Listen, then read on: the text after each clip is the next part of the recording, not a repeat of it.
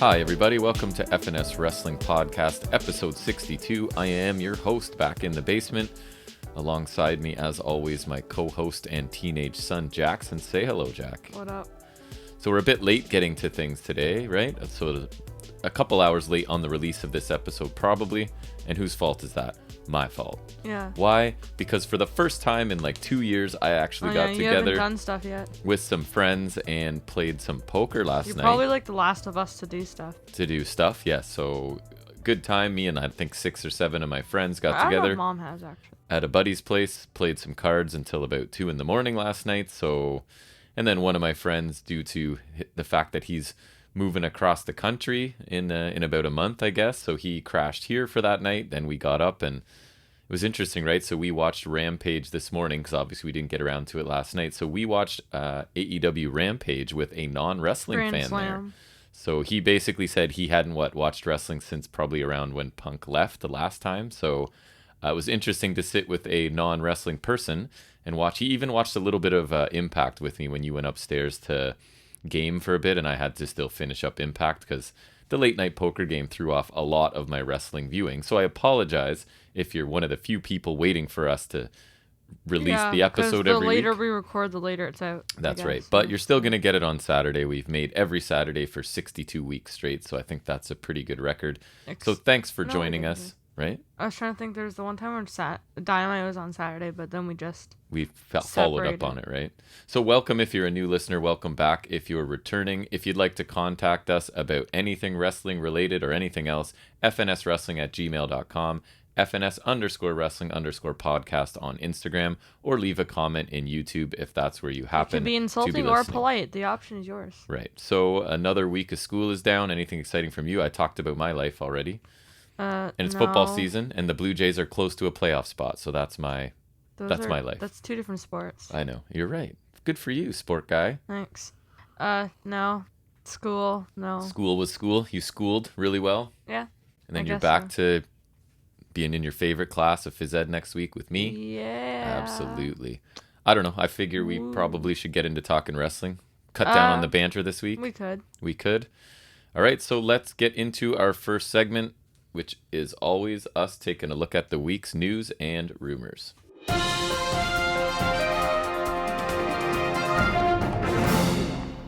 Which I think we agreed was a pretty light week this week, right? Yeah, it's pretty bad. I actually found 2 things today, and I only had another one because I had it from early in the week. And I'm super limited too. I have a couple like not huge things, but the ratings, as always, to start. Ratings. God, I just said as always again. I can't stop myself. Who I cares? apologize. It's just when I listen back, I hear myself say it, and I'm like, stop. But anyways. Yeah. So True. Tuesday's live edition of WWE NXT 2.0. WWNXT? WWE NXT. Now you used to do it for Dynamite, now you're doing it for NXT. It's just because I want the show to I just want to forget about NXT at this point. Yeah. But anyways, you'll hear about it in our review. We'll see if we watch next week. But the numbers were 746,000 viewers on the USA Network, so down a minuscule just over 3%. And they drew a .20 in the coveted 18 to 49 demographic, which is down for about 4.75%. Key demo. So still solid numbers for them, right? I always say, like, I feel like over 700,000, they're probably pretty happy.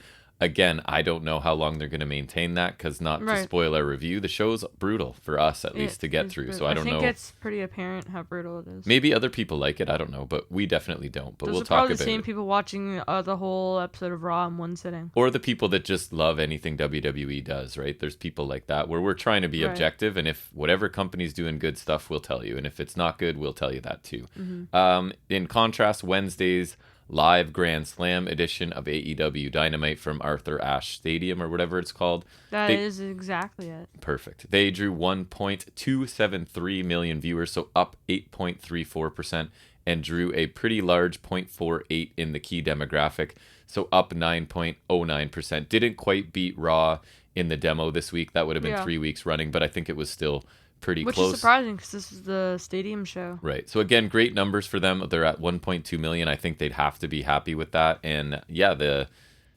stadium and everything looked really good. They got like 20,000 people in there, right? So it was felt like a big show. Any news from you? So I saved this like a while ago, like I think it might have been like Tuesday or Wednesday, because I found it really amusing. And So 1,500 fans reportedly walked out on Raw during the Alexa's Playground segment. Really? Yeah. Good for them. I find that really funny. Meanwhile, in reality, WWE just piped in the sound of 10,000 fans, right? Right. to compensate for the 15 that walked out. But good for them. I don't blame them. That's kind of amusing. And Charlotte Alexa gave Charlotte Charlie. And I think you can imagine Charlie what doll? that is. Yes. Yep, and I heard Charlotte that. destroyed that. And Yep. Good stuff. Stupid. Yep.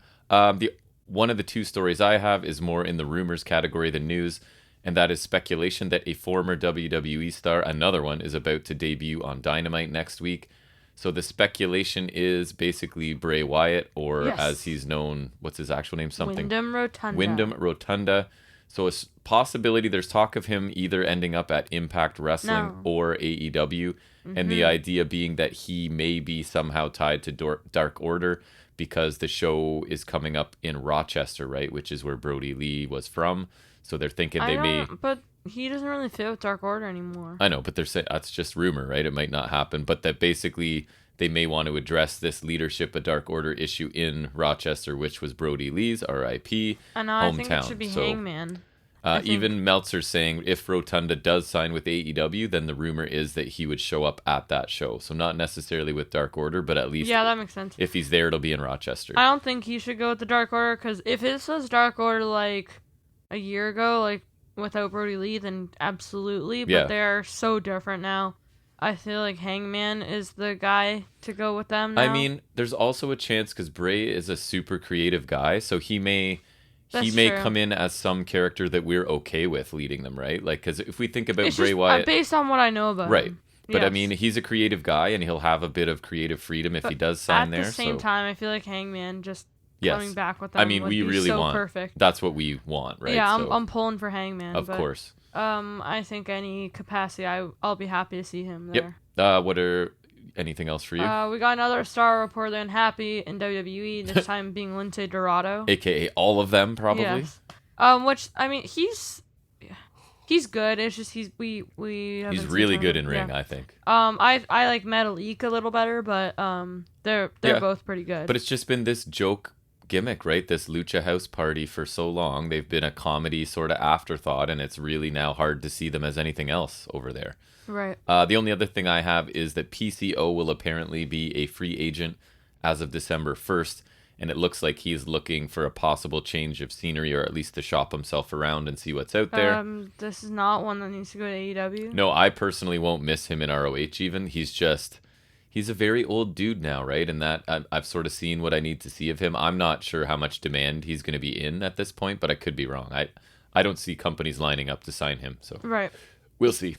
So perhaps the biggest news of the week, AEW has managed to sign a deal with the Owen Hart Foundation. Yeah, that is pretty cool. Which is huge, because, after the incident at Over the Edge, I think it was 99. Where I watched a man die on television, right. And they did not stop the show. So that was one of my breaks in WWE was after that. Martha Hart did not want anything to do with them, but AEW is a very different company. Yes. And so they're really changing the game. Like, they brought back Punk, they took Brian, and it's sticking it to WWE, right? That she's willing to sign all this over to them. And so this will include action figures, which is huge for a lot of people, because that'll be like modern scale Owen Hart figures. Yeah, which we don't. And then also they will be holding an annual memorial tournament. And then any video game stuff too, they can probably include him. Right. So it's basically like a merchandising deal and likeness. Yep. And Owen Hart was amazing, probably underrated by a lot of people. Super mega talented. I think the tournament has a potential, because you could you obviously got to include guys like Pillman. Yep. And like maybe Jungle Boy.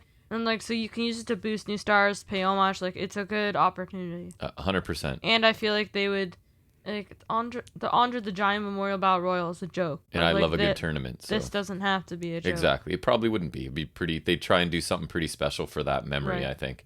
I am tapped out of news. How about you? Yeah.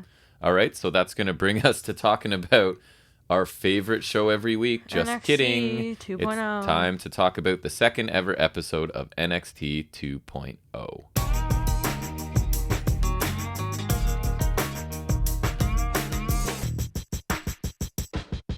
All right, so let's get into this masterpiece of an episode of NXT 2.0. Sorry, a masterpiece? No.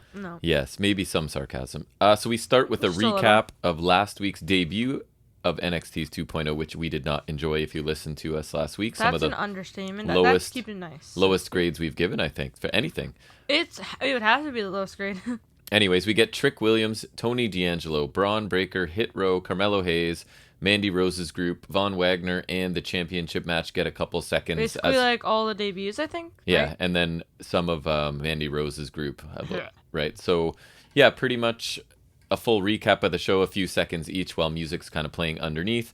Then the actual theme for NXT hits. Which I really don't like, 'cause it's like a hip hop theme, and I don't mind the theme. It's probably my favorite thing about I guess new it's not NXT. but even I don't mind that it. I don't like because it just doesn't fit. I don't like it's not I don't mind it.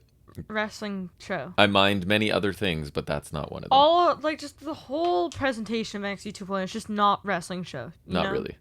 Commentaries speak like welcoming us or whatever they do, and then a bunch of wrestlers are already in the ring. So it is Trick Williams, No. Carmelo Hayes Yeah. with the contract with him again. I guess that's going to be his thing. He brings it everywhere. Odyssey Jones, Joe No. Gacy, Brooks Jensen, Josh Briggs, and Braun Breaker, of course. So those are the group that are in the ring already.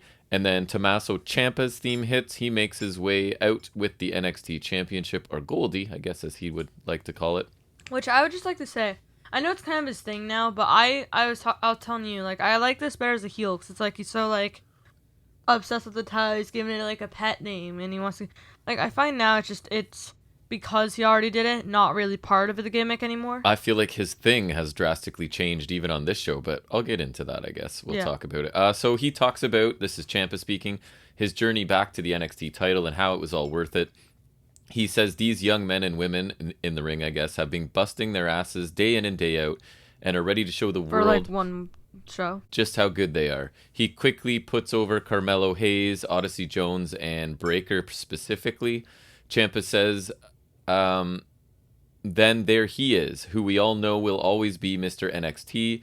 Ciampa says we can give ourselves a fresh coat of And paint. I kind of said I thought that's Gargano, but... And a name change, but what hasn't changed is how he looks and around and sees Alicia, Vic, and the announcers, the wrestlers, the fans, who are all NXT. So it's Pander Ciampa. Beth Phoenix is not NXT, I would just like to say. That's offensive. Ciampa goes on about how he loves everyone, is glad to be holding the title, announces that NXT 2.0 just became the A show with him holding the NXT title. He wants everyone to feel us when they say it together. We are NXT. Not Beth Phoenix. Cameron Grimes' music interrupts, and out he comes. Which I feel like that's weird, because I feel like the move would be to have a heel interrupt first, because Ciampa's a face. I think so. You know what I mean? Like, yeah. Because if they're going to have to do this typical segment, I would say that makes more sense. This whole segment felt like they were going, here's the new talent that you should care about that are in the ring. And here's the talent here's you the care veterans we're going to still use a little bit. Like, right. We're giving you the rundown of what's happened in the next few months here. For sure. So Grimes says all this energy has him fired up. The NXT title is the rocket fuel he needs to go to the moon. Gacy then interrupts Grimes as he enters the ring. He says, as charitable as it would be to give for Ciampa to give Grimes a title shot, and then the music interrupts and out comes LA Knight. So Knight says he sees a bunch of hot garbage in the ring right now, goes on about how these incels should be chanting at him as champion. I was kind of nervous for a second, because like Knight came out right after Grimes, if you know what I mean. Yeah. So then he gets interrupted by Odyssey Jones, who makes a fairly decent point. He points out that Knight lost twice in the same week last week. Did he get pinned by Ciampa, yeah? Yeah. That's funny. The music interrupts and I'm pretty sure he did. Out comes Pete Dunne and Ridge Holland then. Dunne gives everyone a piece of advice the roll-up thing. to make a name for themselves, but all he sees is a bunch of geezers afraid to throw the first punch. So Ciampa takes that as an invitation. Doesn't and he geezers attacks. mean they're old though? No, only here in like Britain it just means like guys or whatever, people. Oh, okay. We've made it the old geezer here. We always add that to it. Anyways, Ciampa attacks as he's sort of been dared to throw the first punch. He does. A huge brawl breaks out. More superstars hit the ring, including Duke Hudson, the Grizzled Young Veterans. So then it basically... I only saw Zach Gibson. It was weird. I was like, where's James Drake? And I couldn't find him. Maybe he wasn't. I didn't notice. He better have been there. Comes down to Braun Breaker, Ciampa, Pete Dunne, and Holland kind of in the ring. What could possibly happen there? I don't know. Braun and Ciampa toss the two heels out, and they stand tall as the music hits, and then quickly Ciampa and Braun face off with Holland and Dunne just sort of looking at each other, so I wonder what could happen. What did you think of this hot start? ? Oh, I am getting a call from my friend. I'll just turn it off. Thanks. So I thought this was an awful start to the show. It felt way too main roster and it was too long. It did to me as well. Take a drink when that happened. What? Oh, main roster?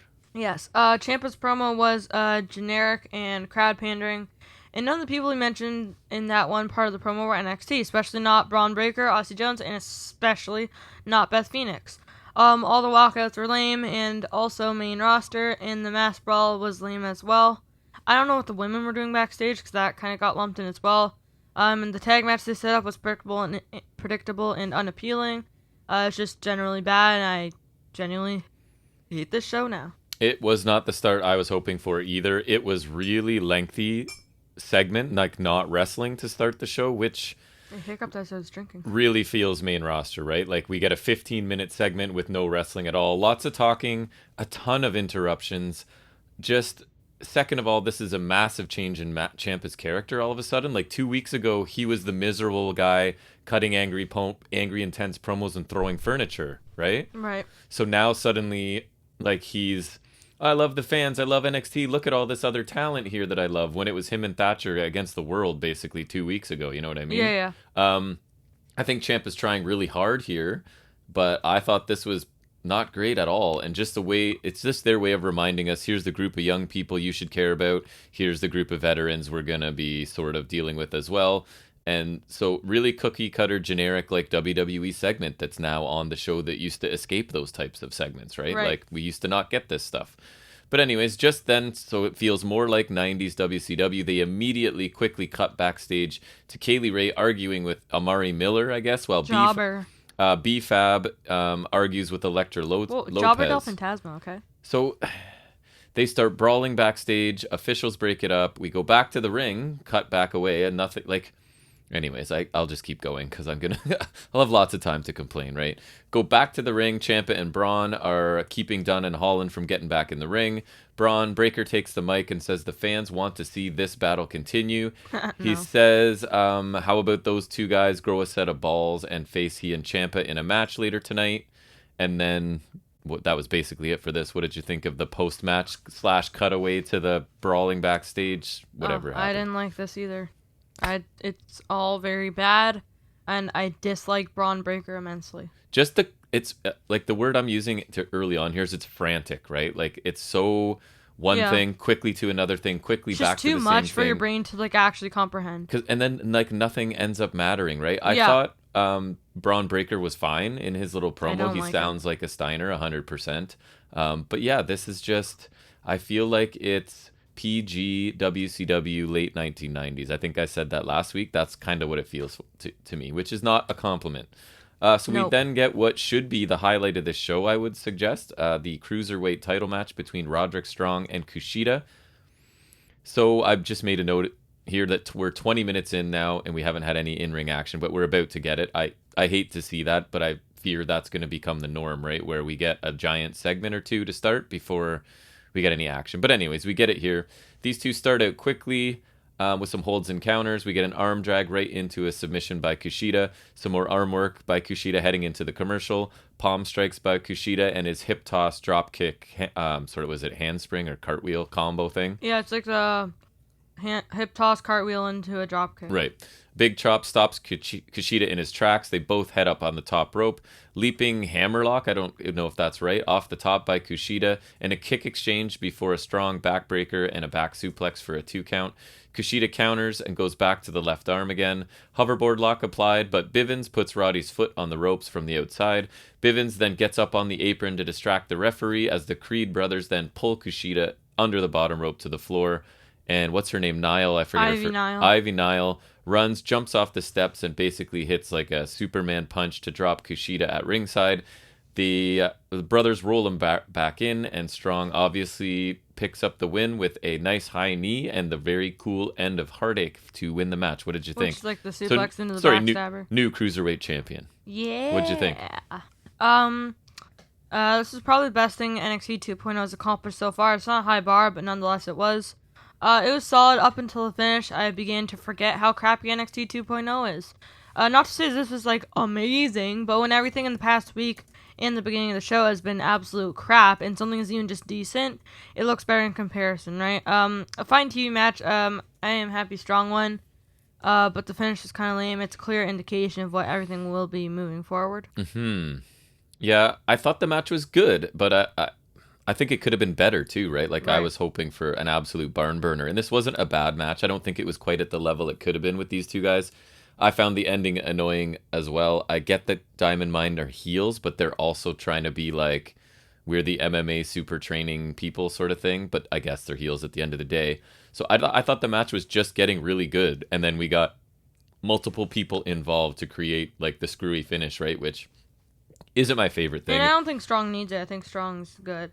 And I won't care too much if this kind of thing isn't a regular occurrence, but it really feels like it might be that whole 90s WCW vibe again. Late 90s, not early. So no clean finishes. Like end of the road WCW. Like no clean finishes, tons of run-in, and like acting like guys you barely knew are superstars. And I feel like to a smaller scale, they're acting like we're supposed to know who a lot of these people are, and we don't. And they're pushing them out there like...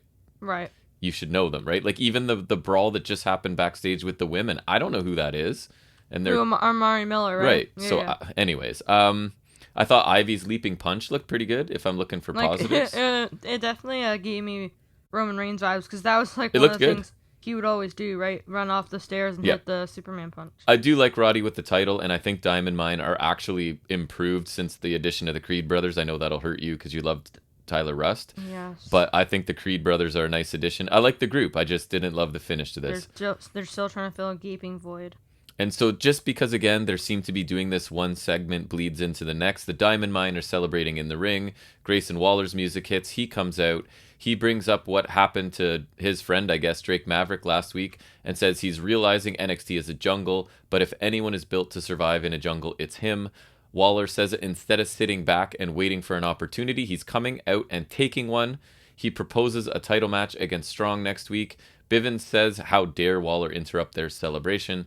Bivens talks to Strong briefly, and basically we end up with a title match set next week as Bivens says the Diamond Mine will show why they run NXT. What'd you think of the aftermath? They do? Wow. This little interruption, any thoughts? Well, that's pretty nice. I thought the Grayson Waller thing was random. I thought he was also a heel, so I'm kind of confused, but it could be a decent match next week, but I don't know if I'll watch. Yeah, I thought this was fine, and I guess we're now getting that in NXT 2.0, guys who have never done anything can just walk out and make their own title match, right? So this bugs me too, because NXT has such a great history of having Regal as a believable authority figure, right? And now it's like, now rookies are just walking out and making matches for championships, and it's totally fine. Like, again, just not something I want to see personally. Maybe other people like it, but I don't want this to become a trend, but I have a suspicion that it will be, right? Because I have faith. Or not really. But it feels like people are going to be making their own matches. But anyway, so we get another... Maybe that's why Bivens thinks they run NXT. Maybe. We get another new sort of video vignette for Tony D'Angelo. I guess he's like a mafia-connected amateur wrestler. I hate this again. Who's come to NXT to continue his family's success, because I think they told him there's no money in amateur wrestling, so he needs to get into pro wrestling. And it ends with like the coming soon for him. What are you saying about Tony D'Angelo? Another short and stereotypical promo, lame and not good, and this show sucks and I hate it. Yeah, this character for me is like setting wrestling back about 20 years. I haven't seen a more stereotypical character come in a long time. He seems to be trying really hard in the role he's been given, but this is like really, really bad. And I'm not sure, I'm not Italian or anything, but I'm not sure why it's okay to do this with Italians, right? Like if you took someone even from the music in the background. Right. If like... you took another character from another culture and just made 100% of their character in the first two presentations, like stereotypical stuff, there would be some problems, right? But somehow, like, this guy's just an amalgam of every, like, Italian stereotype, and it's totally fine. So I don't know. Other than pasta, I guess. So I don't know. I don't know where they're going with this, but this is not good. It's not current. It's not. I don't know. It's bad. It's really bad. It does feel like the kind of step back. It'd be like this was like, Big Vito and Johnny the Bull. I said it last week. Right. This is It'd what be it feels like if Zion Quinn guy. Yeah. It'd be like if they brought him in as Simone Savage. We'll get to him. Right. Like it'd be like if they just did that again. Yep. So Kaylee Ray comes out to the ring before we get another commercial break. We come back from the break. We get a little vignette that shows how Brooks Jensen and Josh Briggs met at a bar earlier this summer, coming together after they fought each other and then sort of respected each other. So they did say that this took place after Briggs lost in the tournament. Oh, right. So they respect each other's toughness after beating the hell out of each other, and they've decided to become a tag team, and they basically issue a warning to the NXT tag team. How would they know that both of them are wrestlers? Division. What did you think? I just wrote, well, this was garbage too. I thought the meat story was lame and just kind of generic. I also found it to be a little unrealistic, because I feel like if you were to fight someone in a bar, you're not going to respect them after, let alone form a team with them. Well, I mean, it could happen, I guess. Yeah, but like not like, right, oh yeah, we respected each other's toughness. Like, be real. And I think Briggs fits the look of like a beer brawler kind of guy, like they're kind of portraying them. But Jensen just doesn't look the part, I feel like, and I just didn't like this. It just didn't really work for me. I thought they did a good job, again, with what they're given, and I appreciate this is an attempt at some sort of backstory, right? Instead of like, here they are, and you get nothing. I just think the backstory's not good. I thought the footage of the fight particularly looked pretty cheesy. I thought the rest was fine. Like, I don't think it was good, but again, we're watching people like doing promo classes, right? That's part of this show now, is people just learning how to do promos and develop characters, and we have to decide if that's something we want to watch. Develop characters like Tony D'Angelo. I don't really think I want to watch it, so we'll see what we review next week. Kaylee Ray versus Amari Miller is our next match. We get a pre-recorded video with Miller talking about how she comes from Mississippi. I would just like to say Miller's theme sucks, and her entrance looked really dumb, because it looked like she was trying to pop bubbles, but there's nothing there. Oh, you mentioned that. So it was either she was trying to pop bubbles that I guess were on the Titantron. Yeah. Like on the screens. Where we're supposed to be or something. Unless I missed something. Or they messed up putting a graphic up. You know, like the computer generated stuff. Yep. So she talks about coming from Mississippi. She's there to show out and show her athletic skills. I think she mentioned she played volleyball, track, etc., etc. So anyways, we get a neck breaker by Miller early, forearm and a drop kick by Kaylee Ray, front suplex by Ray. Kaylee Ray then catches a Miller kick, turns it nicely into the gory bomb, which, did I hear them? Are they calling it the KLR bomb? KLR bomb. So anyway, she picks up the quick win here. It was a squash. Any specific thoughts? Because we got a bunch of squashes to run through here. This was whatever. It was really short. I thought Miller got too much in. Kaylee, I almost said KLR. Kaylee Ray should have dominated. And I don't like the rename of the gory bomb, because the gory bomb is kind of like, it's supposed to be a tribute to Gory Guerrero, and like just KLR bomb sounds bad. I hate when they just like put someone's name. It's like so lazy. Driver or Bomb. Like it really annoyed me when they tried to rename the triple power bomb the Shield Bomb. But when you don't develop anyone's character ever, it's hard to get one that like makes sense. You know what I mean? It's just like whatever's easiest, I guess. Right. I thought Kaylee Ray looked fine. She still hasn't showcased everything she can do in North America. She needs to get in a match with a veteran and get some time. But anyways, like Dakota Kai would be my suggestion for her wherever she went. But anyways, it was a squash. I don't know. This episode of NXT and last week's and probably going forward, it's really hard to offer you guys any analysis because nothing is long and nothing seems to matter. So I apologize. But anyways, Mackenzie Mitchell is backstage with Braun Breaker asking about teaming with NXT champion Tommaso Ciampa tonight. Braun says tonight is a big night for him because he will be in the ring with 3 of NXT's best. I took offense to that. I paused for you to say that because you have a problem with Ridge Holland. Oh, boy, do I. Yes. Anyways, Ciampa walks up and says it's sink or swim tonight, and Braun says there's no better person to team up with than the champ. They exchange a look to end the segment, and it ends. What did you think? So did he just call Ridge Holland one of the best? I guess so. Well, I mean, a best of what's left there. I expect. Even then, he said he's in a match with 3 of the best in the world. I understand Dunn and I guess Ciampa, but Rich Holland, like, what is Braun Breaker on? And then I realized, oh yes, it's a drug called NXT 2.0. I thought Breaker sounded fine, and he better because he's clearly the focus of this brand right now, right? He opened and closed the show last week. He's been on twice already. Well, he kind of opened the show this week too. He's been twice already this first hour of the second show. So just like main roster, we will now be told who we need to like rather than deciding for ourselves. Because this guy, like the rocket strapped to his back, I brother. Him immensely. So here it comes. I actually think he's pretty good, but I'm just saying whether you think he's good or not, you're getting him. So Yay. We then get a look at WWE's first Singaporean superstar, Dante Chen. He will debut next, and then it's a commercial break.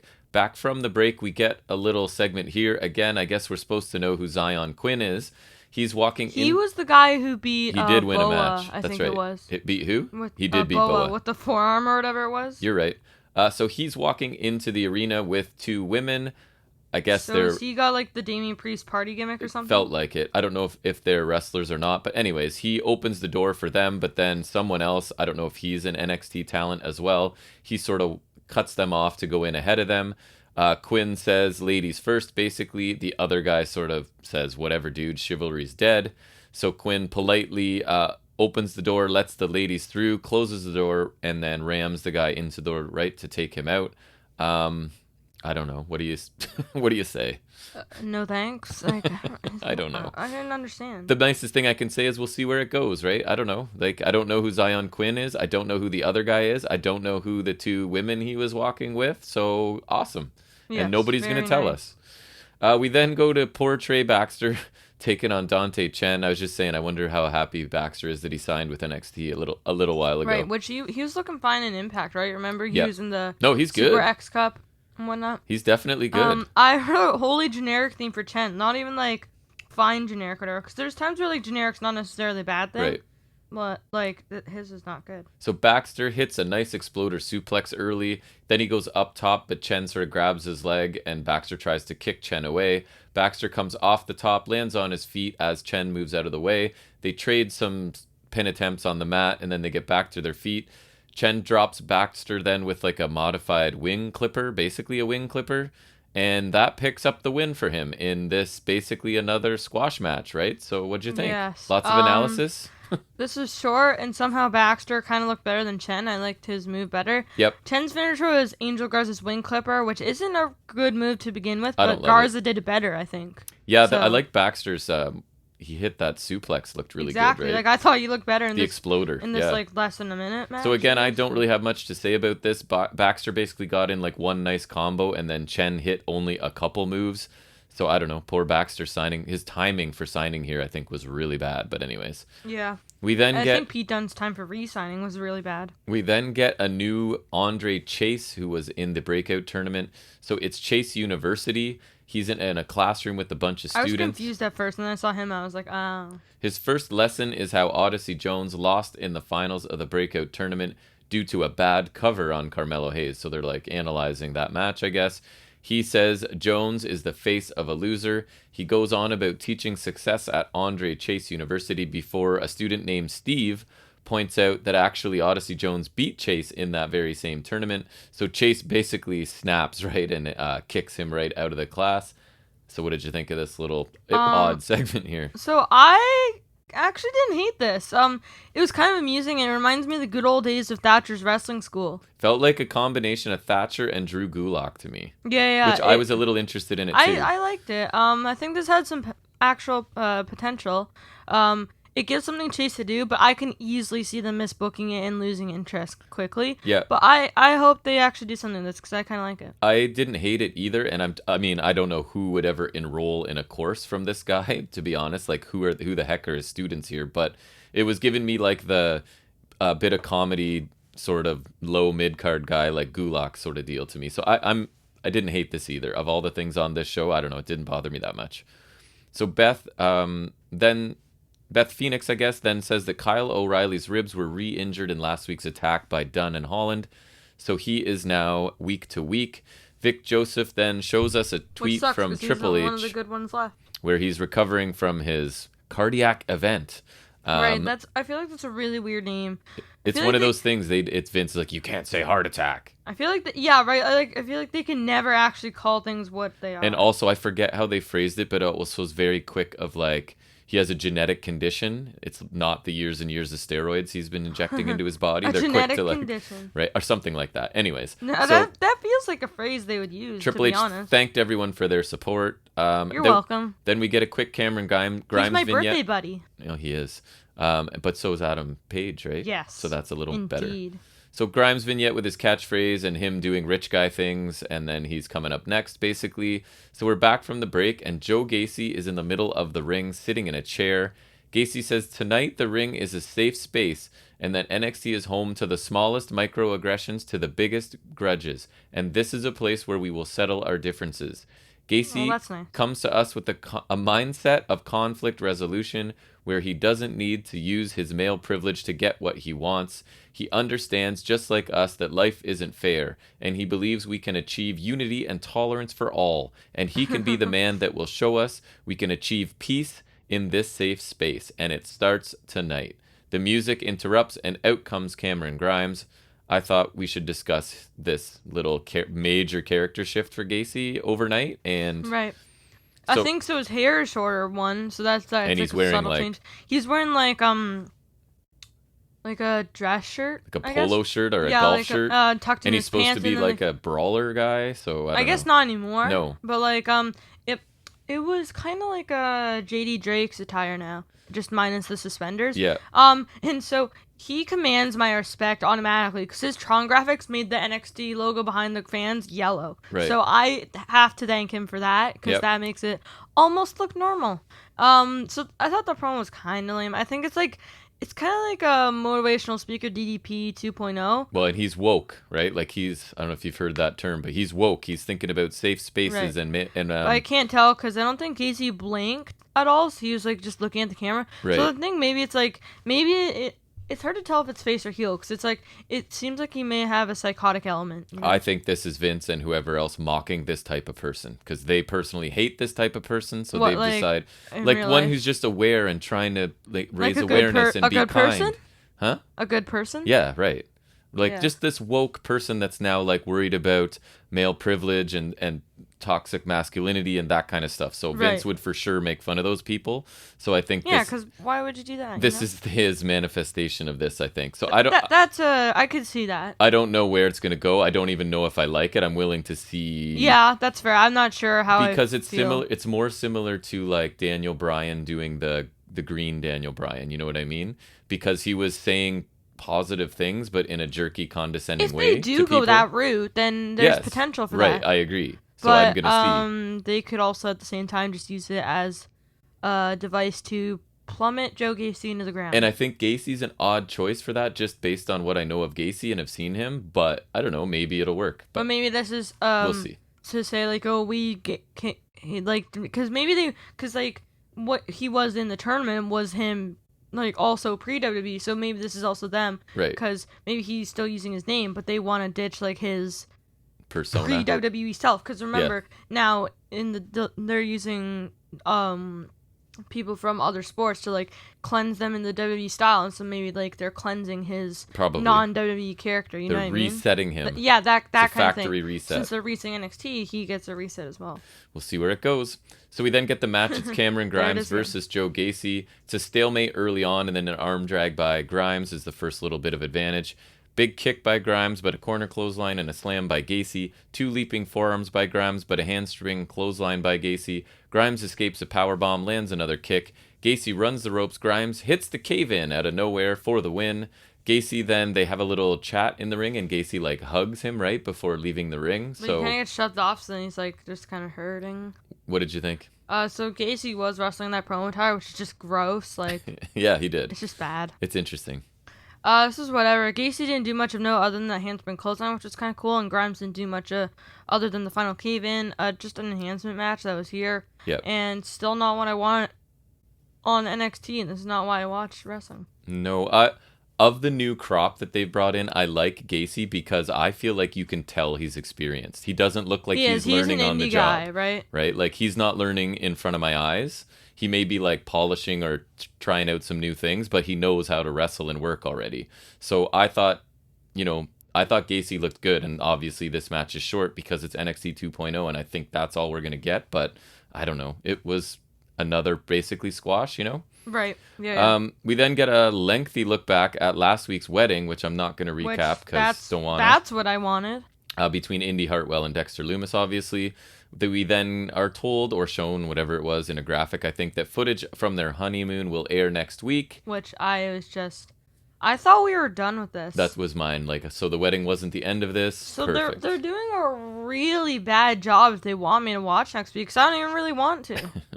Back from the break, we get a vignette for Von Wagner, who says last week didn't go how we wanted. No kidding. We see shots of him working out. Big strong boy that he is. He says you can bitch and moan or put in work. He's an unconventional man. 6'5", 250 pounds. I wrote, how is that unconventional when he's standing in WWE? With unconventional methods.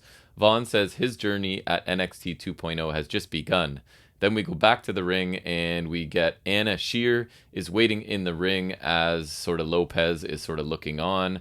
What did you think? You mean Carmen Sandiego? What did you think of this little promo? I thought it was fine. Not very great, but whatever. Nothing on the show is great. So. My note, he's big and likes to work out. Cool? Question mark? What's new? Right. Elektra Lopez with Legado del Fantasma there with her versus Anna Shear. Lopez dominates. Nice. Shear really tries hard to look scared. Didn't think she was doing a great job of it. Body slam, crossbody caught, some suplexes, and I guess a sit-out powerbomb by Elektra Lopez, and she gets the win. Talk about this squash. Go ahead. It was a short squash. It was so short, it had little substance. Not why I watch NXT. It's not need to be here. At least I guess she looks better than B-Fab. Again, not a high bar. She can't speak as well as B-Fab. Talking about that promo after. She's not great on the mic, and then the brawl that we get as well is kind of weird and whatever. Another short match. Lopez is a very green powerhouse. She looked okay Was here. Was she even really powerhouse? I'm keeping my analysis a ratio to the match. Like, you get one or two lines at this point.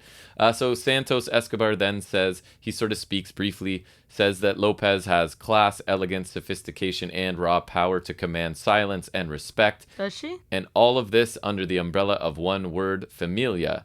Santos says Lopez completes Legado del Fantasma. He hands the mic over to her, and she says what she did here tonight was just a little taste of what the First Lady of Legado is going to unleash on B-Fab and NXT 2.0. Well, then I need to wash my mouth. Lopez addresses B-Fab and says she can keep talking, but we all know that's all it is, talk. Lopez says if B-Fab doesn't like it, she can bring her skinny ass out here. The music hits for Hit Row. Out they come.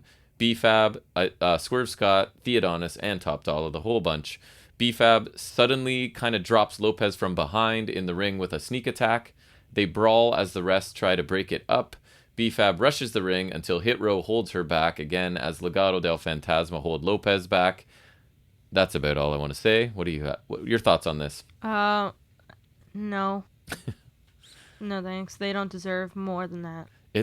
So I thought Lopez was actually okay on the mic. Didn't really bother me. I didn't love it. But her sort of getting center stage as Escobar's standing there in the background to me is not cool. Escobar's a star. And I'm offended that they're saying she completes Legado. They were perfectly fine with her. She does not need to be here. Escobar, I don't like him kind of standing in the background there. Anyways, B-Fab. He's still technically a leader, B-Fab right? looked really bad in the ring last week. So building to this match, it's a tough beat. I have no desire to see this match, right? And it's another way to prolong this feud between these two factions that never comes to anything. Like, what? Right, and all I wanted was a mid-card title match for is that too much to ask? Dancing around it for months. Right, I don't know. It's crapping all over Swerve's reign too. What has he done as champion? What has he done as champion? I literally forgot he was champion until I saw it in my notes here. Right, that's pathetic. And we watch every week and review it. And B-Fab was great as the valet of Hero. She can talk, and that's all she needed to do. And now they brought in Elektra Lopez, who did not need to be here. I've already said that. She can't wrestle that great. Neither can B-Fab. Elektra Lopez can't talk that great. And now they're having a match. So, literally, Elektra Lopez, whether I like her, she does not need to be here. Like, it's Maybe making everything it'll be on worse. Takeover, bud. No. Just joking. Just making it worse. Salt in the wounds. Yeah. Trey Baxter is backstage dealing with his loss to Dante Chen. Cora Jade, I guess it is. Again, I don't know, man. We're supposed to know people. It is. Yeah, she was in the Dusty Cup, and they are actually a real-life couple. So. Right. She walks in and tries to cheer him up, saying he's still her superhero. Cora kisses Baxter and walks off. She's a crummy superhero. So Baxter looks a little happier. Go ahead. Talk about this. What was the point? I do not We don't want to know the point, and I'm afraid we're getting another love story. Yay! At least this works, because there's not a giant age difference, and they're actually a couple. My only positive of this is it seems like they're putting Baxter in some sort of storyline. I don't even think it's that. I think it's just like, hey, you lost, here you go. But again, it's not enough to actually have any... You're getting, like, little pieces of this puzzle that are never going to fit together, probably, for stuff. It's just like, here's a tiny morsel, here's a little bit here. None of it makes sense. You don't know who half of these people are, and we're not going to tell you. Anyways. You can figure it out on your own. Back from the break, Frankie Monet, Robert Stone, Jesse Kamea are walking backstage. They run into NXT Women's Champion Raquel Gonzalez. Nice to see her at least. Has she been living under a rock? Right. Like, honestly. Nice to see her. She leaves she's kind of leaving Regal's office. Says she's got their title match made for next week. Monet says she beat her to it. Basically, like, I was on my way to do it too, and enjoy your last week as champion. Gonzalez walks off as Lash Legend, right? Of course. Who is who? And so I was like... She says, like, no. She basically says no one cares about that because she has a thing next to lashing out with Lash Legend. Woohoo! Yep. So she comes out of Regal's office, addresses Monet, basically says her new talk show, as you said, will debut next week. Woohoo! Lashing out with Lash Legend, and it will be bigger than their match. She walks off. Thoughts? After I guess they forgot this match twice, we're finally getting this match next week. Hopefully it's decent at least, but I just don't really care anymore. Like, the last match we saw Raquel in was garbage. I don't care about Robert Stone or Jesse Kamea. Monet hasn't impressed me so far. So I don't really care anymore, actually. And I can't say the same for the talk show next week. It's probably gonna suck. Even the name makes me want to barf. And I don't know who this person is, so why do I want to see a talk show of theirs? Right. And I hate that with lashing out with Lash Legend. Like, her name's Lash. First of all, what kind of name is that? Second of all, I hate that the name plays into the name. Very on the nose, as they say. And I feel like NXT does not need, like, a Miz TV or a highlight reel. But that's part of main rosterizing it, I guess. Of course. So we're gonna get the match, as you said, we were promised weeks ago. Which is another thing main roster's doing all the time, right? Right now is saying that this is what's happening, and they moved Orton Lashley to Raw from Extreme Rules. Multiple things lately. They've just said they're gonna put this match on and then don't. So I have no idea who Lash Legend is or why we should be looking forward to this. I don't think I want to know, but I do want to see that match, but it frustrates me because I feel like NXT is basically like, listen, we'll give our fans that like wrestling like one thing every show, and hopefully they'll just keep coming back, right? I don't know. That's what it feels like to me. I will possibly come back one more time, and then I quit. So we then get a 2-on-1 handicap match. Carrie Millman, I believe, and Darren Chiappetta versus Odyssey Jones. So anyways, it's fine. Shoulder tackle to both of them. They both get thrown and splashed, and Chase comes out. Jobbers get a flurry before taking a crossbody. Shoulder breaker for one jobber. Puts them in a pile, basically, so that Jones can splash them both for the win. Chase comes in with the steel chair, swings it, but Jones blocks it and breaks the chair. Chase retreats in fear as Jones stands tall. Thoughts? No, thanks. This was lame, and Odyssey sucks. I did not like the finisher, because, like, didn't really, like, he just kind of leaped, I guess, off of the second rope and just did like a kind of like, not even an actual hawk slip, but just like popped his arms up and like did one of those, and like, he sucks. I don't like him. He hasn't looked good and I so have far. Nothing more I need to say. I don't know. Again, a less than 3-minute match, another squash. Clearly they're going with Chase and Jones, so there you go. I don't know. Like, yay. I don't know what to say. I don't know what I'm supposed to say about this show. Grayson Waller is backstage with 2 recruits. When Carmelo Hayes and Trick Williams walk up, Hayes warns that Waller could lose the Cruiserweight title next week on the same night he might win it.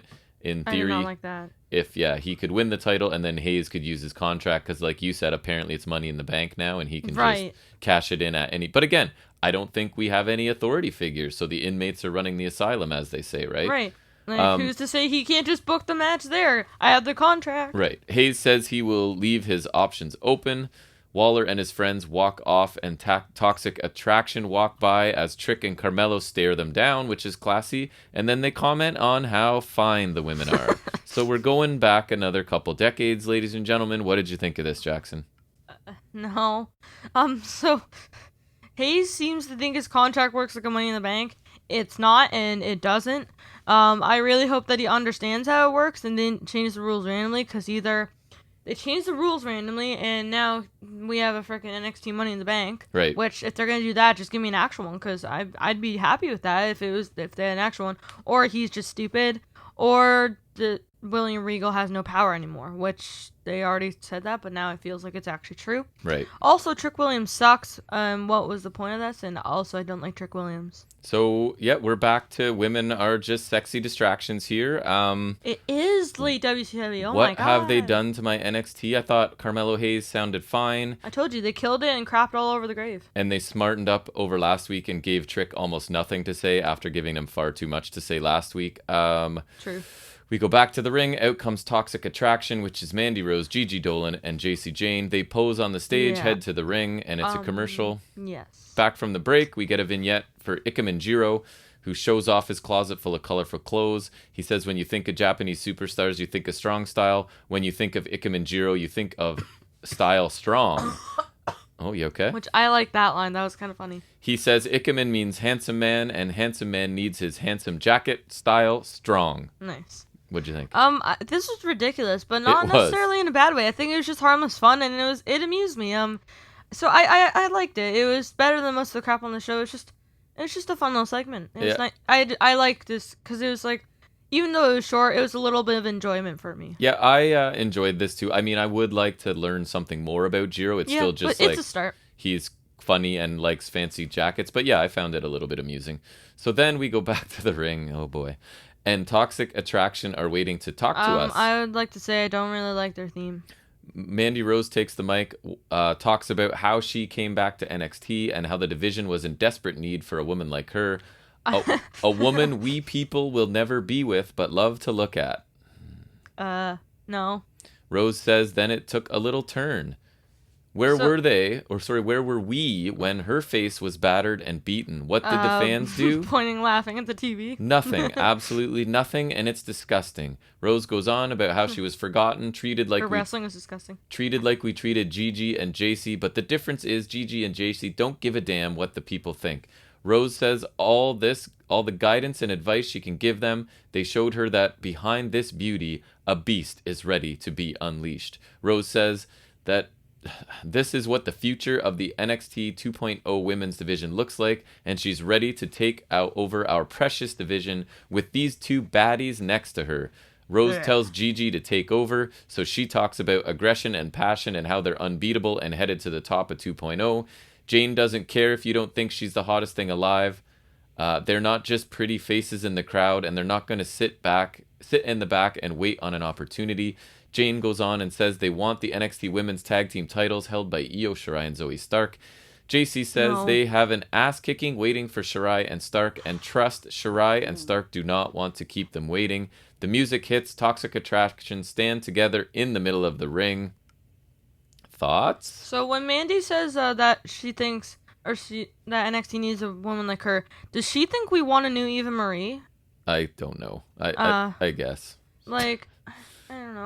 I didn't like it, and it's just like, and she's like, oh, we didn't treat Jane and Dolan right. What did they do? Like, they've barely done anything. Right. So like, how are we supposed to have like done anything to them? Like, that doesn't make sense. This is nobody bad. Cared about any of her injury. Mandy sucks at everything she does. And the whole promo in general, not just her, felt rambling and didn't make a ton of sense to me. Like, just the whole thing combined, not just her. I'm not going to just crap on her. Right. The whole thing just felt a little rambling to me.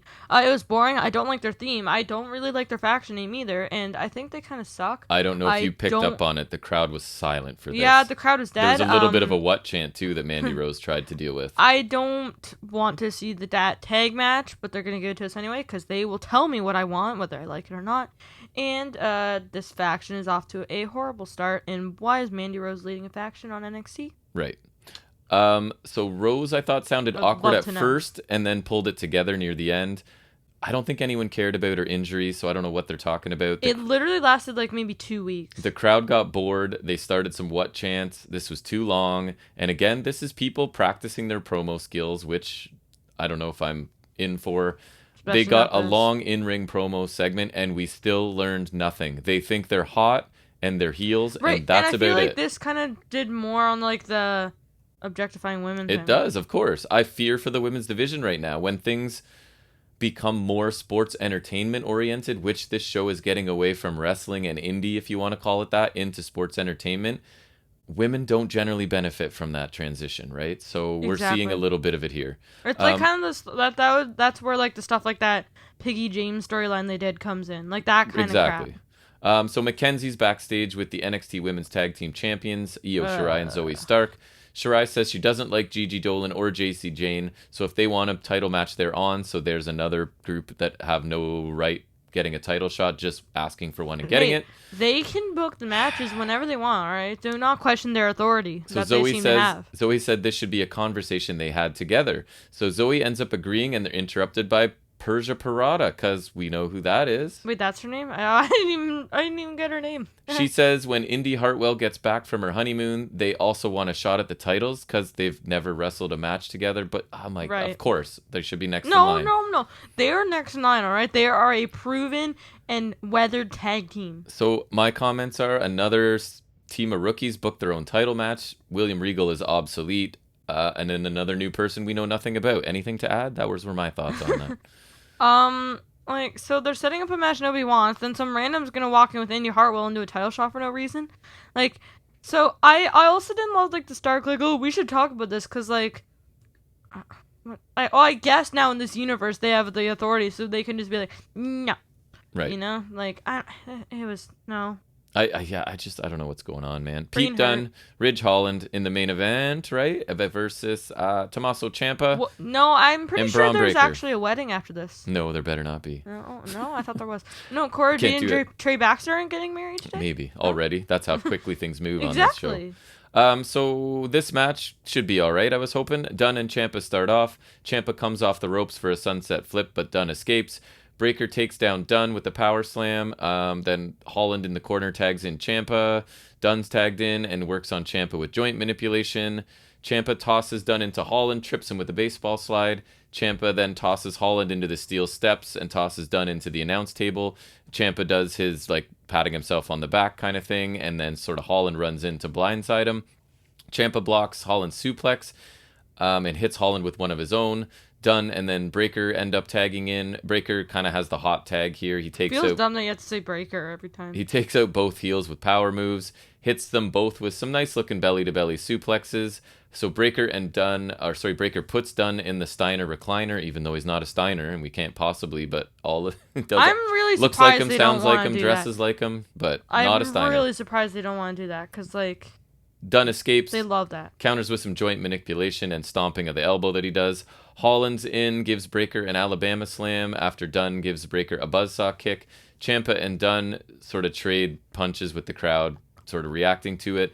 And then Ciampa gets Dunne to the mat with a forearm. Holland gives Ciampa a belly-to-belly. Breakker gives Dunne a belly-to-belly. Breakker and Holland are sort of hitting each other with clotheslines to no effect and looking at each other. And then they take each other out with the running lariat spot. Dunne tries to bring Holland's truncheon, the little club thing, into the ring, but it's kicked away by Ciampa. Dunne tosses Ciampa to ringside. Kyle O'Reilly shows up, hits Holland with the truncheon when the ref is distracted. Then Ciampa hits Dunne with the Willow's Bell. Breakker hits Holland with his military press slam, mostly. I don't think it was the cleanest. Didn't get all of it. But Breakker and the other guy pick up the victory. That's Ciampa. I was Thoughts? the champ on the other guy. But, Yeah, I should have, but well, I wrote earlier. It's like, yes, Ridge Holland versus Braun Breaker. That's what I wanted. I wrote, it's like they're reading my Christmas list and starting early. yeah, exactly. That's exactly what I wanted. Yep. This was boring. It was an average match, which still felt short despite being the longest match on the show. Breaker's finisher didn't quite hit the mark, but at least Ridge Holland took the pin and not Pete Dunne, which was my nightmare. Mm-hmm. And of course, it had to be screwy finish because nothing on this crappy show can just be left alone. Overall, no thank you. I thought the match was decent. I must admit, I think Breaker has massive potential, but that name needs to go. But anyways, the run-in and interference reared its ugly head yet again in the only other match that I probably would have cared about on this show. It's really annoying. We're 0 for 2 on matches that I wanted to see having a clean finish at the end. They're just taking the couple things that are sort of good on this show and cheapening them with interference and stuff, right? So anyways, I thought the match was fine, and this is probably going to be a typical main event for this show, quality-wise. Yep. So overall thoughts on the show? I will give the show a D- because it didn't have a crappy wedding. The Cruiserweight title match was fine.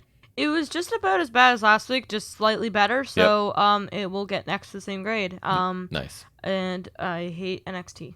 I like yours was brief this week. Yeah, you don't have the energy to do it after this. No, because all the matches are so brief. All the crap is What do you say? They don't deserve, one, I really can't give that much of an in-depth thought, and then two, they don't deserve it.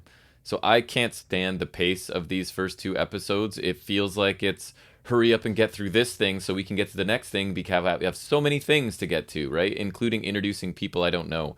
It's really, like you're saying, hard to talk in depth about shows like this. A million things happen, I guess, technically, but nothing gets any time, or you don't get any time to, think about what just happened. So nothing feels really important. So I looked this up, right? 9-minute opener with interference affecting the finish. Then, caps lock in my notes, 5 straight matches less than 3 minutes. 5 of the 7 matches on this show are less than 3 minutes long. Then a 12-minute main event with interference affecting that as well, right? Right, so, and the opener on AEW is longer than all the matches combined. So here's what you have to ask yourself. Would you watch a 2-hour TV show, right? Just a TV show every week that had a cast of dozens of people, only a couple of them are accomplished actors, while the remaining majority have little or no experience on the show. And to add to that, the story they're telling isn't really interesting either. So are you going to watch that show? No, I might actually. But wrestling fans are sick and twisted, and will keep watching it. Is the problem? If anyone would like to put forward, we have options. But if anyone would like to put forward a replacement that they would particularly like to see us review, we will gladly replace NXT with the snap of my fingers. So only the opening match and main event are even worth discussing. Everything else was just a standard meaningless squash, and those 2 decent matches had interference and screwy finishes. The opening segment was too long, 15 minutes, offered nothing really other than here's longer than any match. Here's people we're going to feature, right? Toxic Attraction got time and didn't look good here. The crowd would agree with me. I guess they're beautiful or mean or whatever. I don't know. Jiro's bit was funny. D'Angelo's was awful. Basically, everything was brief and forgettable on this show. It gets another D from me this week. I didn't like it any better than last week. And I'm going to try one more week, and then I may be tapping out of this as well.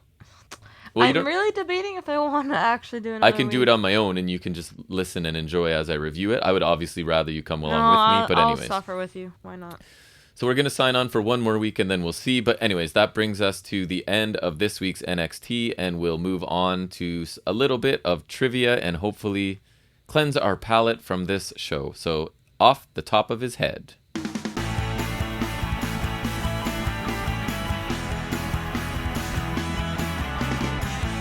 All right, so due to some time constraints and some busyness this week, I'm going back to the good old WWE Pop Quiz Trivia deck. I figure we'll do 3 or 4 cards out of this when you're ready.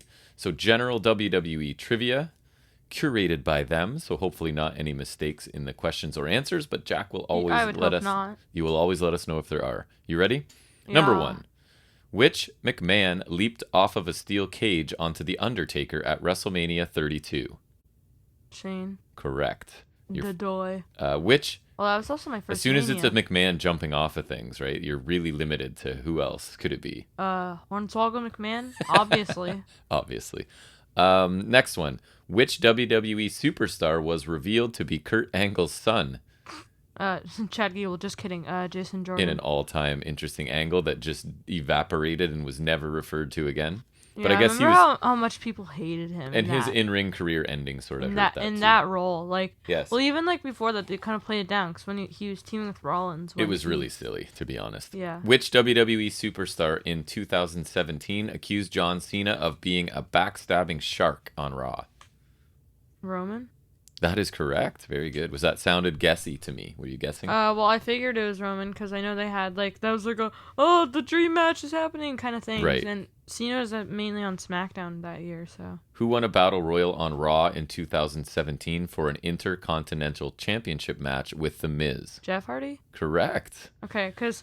See, I know there was I know one of them Matt Hardy won, and then one of them Jeff Hardy won. I'm pretty sure. I can't believe you remember. But I these know things. Jeff Hardy won. I wonder if my memory was this good when I was your age. I doubt it.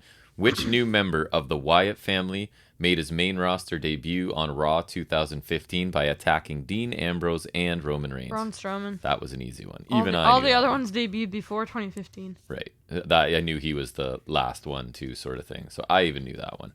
All right. Which superstar did Braun Strowman pin at Night of Champions 2015 as part of a 6-man tag team match to win his pay-per-view debut? Jericho? Correct. Wow. Because I knew he was the mystery partner, so I figured he would take the fall rather than Ambrose or Roman. Fair. That is some pretty good wrestling logic there. I just didn't remember anyone involved, so I wouldn't be able to use that reasoning. Which future WWE champion defeated Jeff Hardy via knockout in his first official WWE match at Backlash 2002? Oh, Lesnar. Correct. Nice.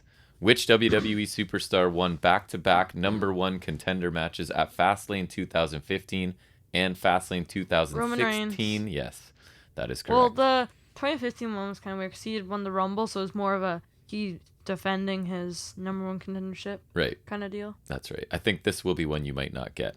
Who was the host of The Flower Shop? So like a show. Oh, really? Adrian Adonis? Yes. Why do you know that? I don't know. He does not get a preview of these questions or even the topic every week, people. I promise you, this is literally off the top of his head. Yet? I think you're perfect so far. Yeah. So who was the host of The Body Shop? Just the Body Ventura. Yes. Is that just because of the nickname? You just logic that one? Yes. Nice. All right, two more cards, so 10 more questions. Whom did John Cena defeat to win his first WWE championship? Whom? JBL. Correct. Or full name, please? John Bradshaw Layfield. Thank you. Bradshaw, Justin Hawk Bradshaw. Ding ding. Blackjack Bradshaw. Right. Kalisto upset Braun Strowman on Raw in 2017 to win what kind of match? Sorry? Dumpster match. Why? I would not remember that. Because Strowman was sitting in the apron, you drop kicked him, so he landed in the dumpster feet first. You know, that's not how you win the match. You have to close the dumpster. Right, you have to close the lid, like a casket. Right, except smellier. Who ended The Undertaker's WrestleMania streak? Wow, that's easy. Brock Lesnar. Correct. What did Roman Reigns trap Braun Strowman inside of at Great Balls of Fire, your favorite pay-per-view name? Sorry? An ambulance. Correct. They had an ambulance match. This is far too easy for you. Whom... Great Balls of Fire is a good pay-per-view name, okay? Whom did Brock Lesnar beat in the finals to become the King of the Ring in 2002? Rob Van Dam? Yes, that is correct. Again, details, man. Very good. All right, 5 more questions. Which WWE superstar is the only man to win a King of the Ring, a Royal Rumble, the WWE Championship, and the Universal Championship? Lesnar? Correct. Brock Lesnar. Who produced video proof of Kevin Owens promising Braun Strowman a Universal Championship match at the Royal Rumble 2017? Oh, folks, he may be stumped for the first time today. Roman Reigns? No. Corey Graves? No. It is a non-wrestler at that time. A Mick legend. Foley. Correct. Mick Foley is right. Who broke Bob Backlund's WWE Championship belt? This is going back a ways. Who did Hulk Hogan steal his gimmick from, pretty much? You could argue. Similar kind of dude. No? San Martino? No. He was maybe the first superstar in WWE. Billy Graham. Yes, Billy Graham. Big hint there, sorry. Second last question, sorry. Who challenged Braun Strowman on Raw in 2016 after he disrespected the Luchadors? Sin Cara. Correct. Good old Sin Cara. Which Sin Cara, though? Do you know? Original? No. Or Hunico? Hunico. It was like 2016. Right. Which, obviously, last Hunico. question, and I hope to always stump you on this, but I'm pretty sure this will be like the easiest one ever. Which WWE superstar won the 2015 Royal Rumble after Reigns. finishing second the year before? Roman Reigns is correct. Reigns. My dream of you not knowing the answer on the last question has been taken away from me. I kicked your butt. This world. But anyways, very good job. You definitely crushed this week on Off the Top of His Head. And that's going to take us back into talking about some wrestling in depth. A show that we generally, I assume now going forward, will much prefer to NXT. And that is this week's AEW Dynamite.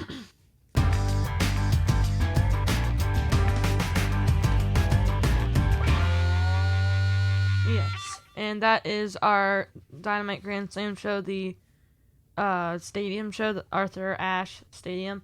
And so the entrance stage is kind of interesting because if you've seen the AEW entrance stage before, you know, like they have like those vertical light kind of deals, right? Where like they go, so they have like a couple of those like on the sides as usual, but then they also have one in the middle. So there's no like Titantron, so to speak. There is like a Titantron above the ring, but that's like I'm talking about the entrance stage. Yeah. And so they have like a really nice like giant LED ramp that like it's level with the ring, so like that kind of entrance ramp. And so it seems like they put like the Titantron movie, like the what would usually be on a Titantron, on the ramp. Yeah, it looked cool. That's kind of interesting. It's different, so I kind of liked it. It definitely had a bigger feel. It definitely felt like a full-on stadium show, like big venue. It made it kind of feel like a grand episode for sure, I thought. No pun intended. Right, no pun intended. It wasn't. If I were a little more awake today, it probably would have been intentional. But when you go to bed at 2:30 in the morning, that was an accidental pun for sure. Yes. And our opener is none other than Bryan Danielson versus Kenneth Omega. Wow, that's the choice for the opener, right? Like this is and I think I put it in my notes somewhere that the term dream match is really thrown around a lot in wrestling, in my opinion, too much. But I think this is pretty much the definition for a lot of people, right? Myself included. This is a dream match, folks. Yeah. So my description, it's just a really, really good wrestling match. Like, not much build to this. Yeah. Like, even though there was a build, the build was like, I want to wrestle you because you're good at wrestling. I got out of a company that doesn't do wrestling anymore, and all I want to do is and you're the best wrestler in this company of wrestling, so that's the story. And so we're going to wrestle. Man. Yeah, yep. So just a super good wrestling match. Yep. Notables, there's actually a lot, because this is a long one. Even one thing, I don't know if you made a note just before you get into it, is how insane the crowd is going as these guys are just standing there. They haven't even touched yet, and the crowd is on fire. Like a really, really big fight feel to this. For sure. So Omega chops Bryan after a break on a lockup. Bryan does the same after another lockup, but he does a kick instead. Some holds and counters, a stomp to the arm after some more wrestling by Bryan. Corner chops and kicks by Bryan. Kind of like goes back. He does like a chop, then a kick, then a chop, then a kick. Omega retaliates with repeated corner chops, a suicide dive by Bryan, diving knee onto the arm back in the ring by Bryan. Omega rakes Bryan's eyes to get out of a hold. Some more chops by Omega. Bryan fires back with chops of his own, but Omega cuts him off with a kitchen sink knee and a kick to the spine. The fireman's carry rolling senton by Omega, followed by middle rope moonsault, but Bryan gets the knees up so that moonsault does not connect. Right. Bryan does like a signature like flip over Omega off of the turnbuckles, and he hits a really big running clothesline. Running corner drop kick and corner kicks by Bryan, followed by a Frankensteiner for 2. Omega front flips over Bryan, kind of like as he's running, and hits a standing Hurricane Rana, which is really nice. Omega's signature Tope con Hilo hits, like he does like the one that Sami Zayn and Murphy do, where like they're really like widespread, right? And they jump over. Bryan counters a pin reversal by Omega into his cow mutilation submission, which is like he has both arms trapped and kind of like flips over. And they can call it that again. In WWE, they would not call that. If he ever did it, it was not cattle mutilation, I don't think. Yeah, that's what it's called in the game, too. That's the only reason I know the name for it. It's kind of a cool name. Yeah. For a vegan wrestler. I don't really understand it. Well, I think it's partly because he's a vegan wrestler and he's just trying to draw attention to that issue, maybe. I guess. Could be. Omega does eventually get his foot on the ropes, though. Top rope knee on the ramp by Bryan, and I made a note the ramp goes to the apron, but I did already mention that. Yes kicks by Bryan, but Omega ducks the final and hits a snapdragon on the ramp, which is nice because Bryan kind of slides down. Yeah, the way whatever afterwards. The ramp's made of and the angle, he sort of just slides down it slowly. Was nice. Looked cool. Because the ramp is essentially one giant screen. Yeah. Omega runs the entirety of the ramp to hit a V trigger, which is really nice. Yeah. He because Bryan's against the rope, so he hits the V trigger and then kind of flips himself over into the ring. Yep. It was really cool. Omega hits Bryan with a buckle bomb, which is a little high, so Bryan went over the top rope and landed on the ramp, which, I mean, I don't even know if it was intentional, but it looked cool, yeah. Yeah, I mean, it did look kind of wonky, but I mean, it worked. That's fine. Yep. Top rope drop kick to the back by Omega for 2. Bryan counters a Snapdragon to a victory roll for 2. A corner V trigger by Omega. Omega goes for an avalanche dragon suplex, but gets crotched. An avalanche back suplex by Bryan, which is really nice. Kicks by Bryan, and Omega hits a V trigger. A regal plex by Bryan for 2, which is kind of it's like a snap Saido. I liked it a lot. But you hold onto a bridge, kind of. And it was a high angle. It looked pretty good. I only know that because that's one of O'Reilly's finishers in 2K, right. So I am familiar with that. An avalanche dragon suplex for near fall by Omega, which was awesome. Yeah. V trigger. Bryan counters the one-winged angel into a really nice poison Rana. Omega misses a V trigger and eats a roundhouse from Bryan. Omega counters the running knee by Bryan into a powerbomb and a running knee for near fall, kind of he powerbombs, he rolls him over and then hits him with a knee. Really nice sequence. Omega misses a Phoenix Splash, which I didn't really think he could. I didn't know he could do, so I hope he busts that out more. Yeah, I think the man can do everything, basically. And I think that's partially an homage to Ibushi, because that's one of his moves. Probably. Yes kicks and a roundhouse by Bryan. Arms trapped, rapid fire stomps by Bryan. He transitions into a yes lock or a label lock, but Omega is able to get a rope break. Bryan hits a corner dropkick, Omega hits a V trigger. Bryan comes back with a rolling elbow, and Omega hits another knee. A strike exchange ensues, and that goes until the time limit goes off, and this results in a time limit draw. Yes. And after the match, the Super Elite come to check on Omega, and Bryan eats a double super kick from the Bucks, and then they are chased off by Christian and Jurassic Express. And what are your thoughts? Fantastic match. There's people talking about this being the greatest TV match in North American history, sort of thing. It started off kind of simply, right, with lots of chops and kicks, kind of letting you know that this is probably going to be a pretty lengthy match. And it made sense, too, because neither man, storyline-wise, wants to take a risk early on, right, since the other one is so capable of, capitalizing it and ending things. So it's kind of like they're feeling each other out. Then things built as it went on. Omega's targeting the neck a little bit, and Bryan's kind of targeting his arm. Then it gets even more intense, right? We get to the high-impact, high-risk, crazy, fantastic stuff. And I mean, Omega is just an amazing heel right now. And Danielson is an all-time babyface, right? We always say that. It's him and Gargano kind of for me. Right. As all-time. So you get great targeting of body parts, fantastic selling, amazing facial expressions by both of them, an insanely hot crowd. And obviously this is a super long match, 30 minutes. It didn't feel like it at all to me.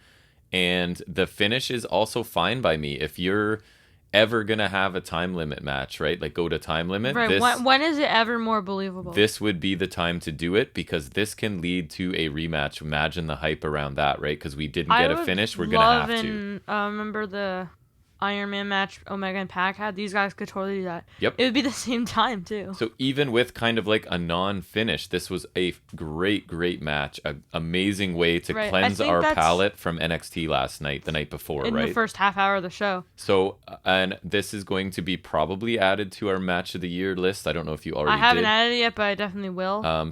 Just an incredible opening match. Just an incredible match, regardless of where it is on any show. So a dream match that delivered for me, even with a non-finish. We went to a time limit draw, and I couldn't care less. I love this match. Yeah. It was just an amazing match, and the fact that it was awesome despite a non-finish is just a testament to that. A surefire match of the year contender if I've ever seen one. There were so many awesome moves and spots. If there's ever a good time for a time limit draw, it's this match. They're so evenly matched. They're both so good. And we get another one. It whets the appetite for a rematch. Such an amazing match and an awesome start to the show. an amazing palate cleanser from NXT, and this is longer than every match on NXT combined, and better than the whole show combined. So yeah, this is really good. Yep, this match alone had more wrestling than 2 hours of NXT, like literally. So, I mean, and just a fantastic match. So I'm now in a great mood for the rest of this show, right? Like they've started it so strong. So next we hear from CM Punk. He says he's glad he's not wrestling tonight because he asked how can he follow that match. I think like that is a fair point, fair statement, and a quick way to put over the match, right? Like, yep, smart. He says it's been a long time since he's been in New York City, and it's been longer that pro wrestling has been in New York City. Little dig at maybe WWE always in New York because they're the only ones that work there, but they're not pro wrestling to him, right? So well, yeah, they're always in the Madison Square Garden, right? I think they're exclusive there. Yeah. He says other than that G1 Supercard, remember? Oh, that's right. He says people want him angry and they want the old CM Punk. He says be careful what you wish for. He says Team Taz are from New York City and they're still disliked, which I thought that was a fair point. He says he is mad about Team Taz's attack last week, but when his music hits, he walks out. That feeling washes away. He says he thinks what Team Taz tried to do was take all this away from him. He says they didn't want to hear his theme and see him enjoy wrestling again. He says that pisses him off because it's been so long since he's had this and felt like this. He says nobody will take this away from him. He says Hobbs should have finished the job. Hobbs made the mistake of not doing so. He says Hobbs slept on him and he won't wake him up, but he'll tuck him in. That was good. He says at Rampage Grand Slam he puts Hobbs to sleep. Yeah, I mean, nobody can pander to the fans like Punk, I think, right? Like, he knows he's doing it. The fans know he's doing it, but it still works somehow, right? I liked seeing him sort of turn up the intensity here and get a little bit mad, because when Punk is pissed off, that's when some of his best promos come. So I think he's working himself up to that, right? After sort of just being happy to be here for a little bit. I thought the final lines about tucking people in and the go to sleep were really strong. So again, another really strong segment from Punk. Didn't feel too long, felt just right. Thought he did a good job. Yeah. Yeah, I thought it was another solid promo from Punk. I thought he did a pretty good job of clearing up his issue with Team Taz a little more. I thought this did a good, solid job of building to that match. Yep, the man can talk, no doubt. Next, we get MJF versus Brian Pillman Jr. A solid TV match between just really like an old school heel, and Pillman's kind of an old school babyface, just like the Varsity kind of like. He is. So it worked. They lend themselves well to each other. So notables of the match, MJF offers a handshake and Pillman takes him down and rains down punches. Arm drags and hip toss by Pillman, followed by a big back body drop. Knife edge chops and an overhand chop by Pillman. Drop toe hold in the second turnbuckle and some corner stomps by MJF. A hand stomp by MJF. He wrenches down on Pillman's arm to send him shoulder first into the mat. Some corner chops by Pillman. A nice springboard crossbody by Pillman. Flurry by Pillman sends MJF's face in the top turnbuckle multiple times. MJF stomping on the mat real loud. MJF puts Julia Hart in front of him to avoid a dive from Pillman. Nice douche heel move. Yep. MJF gets into an altercation with Hart, but Pillman capitalizes with a wrecking ball dropkick. And MJF counters a dive back in the ring and an assault to Earth submission, and he taps out Pillman for the win. Yeah, I don't think there was anything wrong with this match, but I mean, it's really tough to follow that opener, right? Like, what match can follow that opening match? And I think the majority of Pillman's offense at this point is pretty basic, but he delivers it with decent pace, right? And it looks believable. MJF really didn't get a ton in this match, but he did pick up the win, so I guess that's the bottom line. I thought the match was fine, nothing amazing. Pillman is growing on me for sure, because I really didn't like him when AEW started, but I also don't think he's quite ready for like high-profile singles feuds at this point either. So I think the match was fine, but I wouldn't say I loved it. Yeah. While by no means as good as the opener, I thought this was a good TV match. Pillman wasn't going to win, but he still got his stuff in. He looked pretty good in defeat. MJF looked good and smart as always. I like how he targeted the arm of Pillman to make that finish more believable. Right. And yeah, it didn't blow anyone away, but it was still pretty good. Still probably better than most things on NXT, right, this week? Yep. Next we get a Jericho and Hager interview. Hager says the men of the year are more like the boys of the week. Well, that's nice. And they will get beaten down because they followed Lambert. Jericho says the men of the year made a mistake challenging them. Jericho says Lambert can bring American Top Team if he wants. Oh, I'm sure he will. Oh, he will. And they are ready to feast on MMA meatheads. Thoughts? I didn't think Hager was very good, but that's nothing new, and he didn't say too much. I just felt like Jericho didn't quite seem like his heart was into this as much as some other stuff, because this is definitely a step back from stuff that he's been doing up to this point with AEW. So I thought, I mean, to use a word we use a lot, it was pretty generic stuff, and I don't think it added too much to the match. I thought it was just okay, to be honest. Yeah, I thought it was a short interview. It was fine. Not much to it. I'm still just sad Man of the Year probably won't win this. Yeah. Like, I don't think this goes well for them. Right. Next we get Malachi Black versus Cody Rhodes. Yes, we do. Description: another good match, which is it, and this one was more back and forth than the first match for sure. I mean, kind of by default, because the first one was like really short. Yeah, two grand entrances here, right, in this giant arena, so they both have major productions for their entrance. Not that they both don't already. Right, but no, it was cool. Mainly Cody. Yep. He does that Cody all the time. always does. Notables: a strike exchange, and Black takes control with the leg sweep. Black fakes a dive with his nice springboard backflip and his signature pose. Like he kind of sits down. Yes. Which I really like that. It was a really clean backflip. Brady Rhodes sits in the ring and flips him off, which that was just unnecessary. Yeah, she was back this week as well, yeah. And everyone's like, oh, Brady Rhodes is back. I'm just like, yay. Yay. An octopus hold by Black. Disaster kick with Black on the apron by Cody. The crowd is booing Cody so much it's great. It was very interesting. Yeah. The crowd is not following the script here, right? I saw that saw why Arn thinks this was, because he was saying like they loved Cena and Rock, and then they got really hot and went away. So he thinks that because they think Cody will do that, and because Cody's kind of doing that. Cody, everything he does feels like a heel, and maybe people are and they also just love Malachi Black, right? So I just think it's more like people are getting tired of Cody in this. He's not a babyface, really. Yeah. Black catches a dive to the outside with a jumping knee strike. I think he's on the stage. Black mask by Black, but Cody falls out of the ring. Black pins Cody as soon as he rolls back in the ring, but Cody gets a rope break. Chalk block by Cody. A dragon screw in the ropes by Cody, starting to target the left leg of Black. A back elbow by Black. Black throws Cody off of a bulldog attempt, a Cody cutter, and a crossroads for a near fall. Black Irish ropes Cody, who knocks Arn, who was on the apron for some reason after previously slipping off of the apron. He was just walking on the apron for no reason. It was an awkward little spot. Yeah. Yep. Cody checks on Arn after hitting a pump kick to Black. Cody won't stop hitting corner shots on Black and then elbows the ref away by accident. And Black sprays some black mist on Cody's face and gets a small package to beat Cody for the second time straight. Right. Very nice. I thought this was a good match. The finish wasn't my favorite. It didn't bother me too much, though. The crowd made this interesting and or confusing by clearly favoring Black over Cody, like you said. There were some good near falls, some good intensity.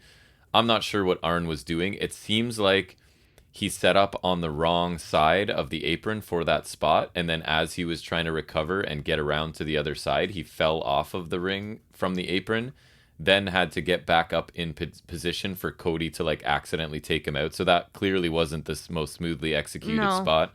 I'm happy Cody didn't get his win back here.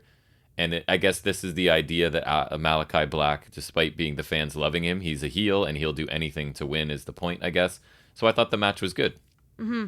I thought this was pretty good. Definitely longer, more competitive than the first match, but that's fine because the feud does kind of have to evolve a bit. Right. I really like the finish. It seems to finally actually tease Cody's turn, but I wish there was kind of an aftermath for this to actually happen, but I guess I'll wait. Yeah, if that's where they're going, you're right. They didn't really make that clear at the end of the match. But it's definitely, I feel like this is the first step. It could be. Should be. Next we get a Sammy Guevara Miro promo. Sammy says Fuego just lost his new car and Miro wanted to add insult to injury. Miro says he has been humiliating Sammy's friend for weeks, and he asks why now Sammy chooses to step in. He says Good Sammy point. can keep calm, thinking Miro has a weakness, talking about like his neck and whatnot. Right. And Miro will keep calm, knowing Sammy is a fool. Sammy says he'll take the TNT title next week, and when he wins, he'll buy Fuego a new car. What did you think? I like this segment, and I think Sammy's an awesome opponent for Miro.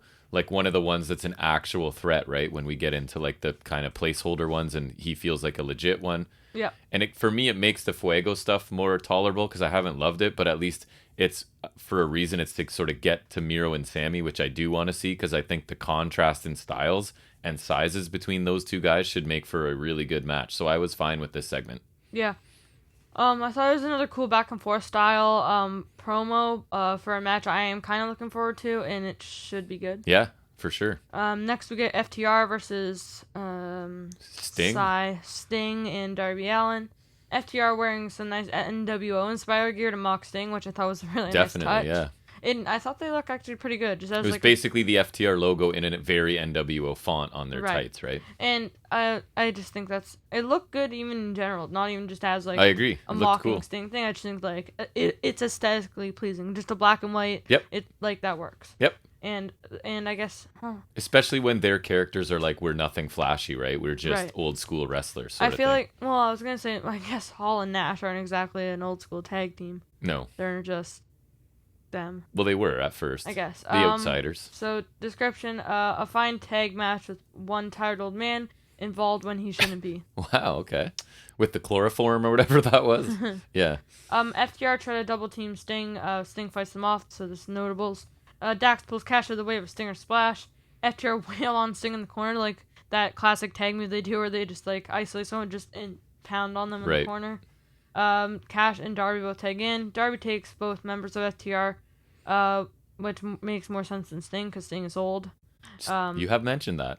Yeah, well, he shouldn't be doing that. FTR catch a coffin drop to the outside by Darby and send him face first in the apron, which that was pretty cool. Yep. A hot tag flurry by Sting, which, yeah, you try to figure that one out. I don't get it. Spine buster by Sting for 2, which is actually pretty nice. Diving crossbody by Sting for 2 after preventing a spike pile driver on Darby, which that wasn't half bad. It was more like, I can't remember who, but one of them had Darby for pile driver. And so you know how like Darby would be bent over and so they're kind of open, so he crossbodies them from there. Dax sets up a steel chair behind him in the corner, but Sting scouts and sends Dax in that chair. A roll up by Sting for a near fall. Cash tries to help Dax with a Scorpion Deathlock, but Darby hits a coffin drop on the apron to take out Cash, which is pretty cool. Looked really good, so Dax ends up tapping out to the Scorpion Deathlock. I thought this was a really fun match, and I don't know what you're going to say, but Sting looked really good in this, and they used him for his age. No, just in general. Like, I don't think age. I disagree. I'm allowed to disagree, I think. I thought he looked really good here regardless of his age. They used him really well, and that's the key, is to just use him correctly, because he clearly can't just work an entire match or anything. But he looked really good here.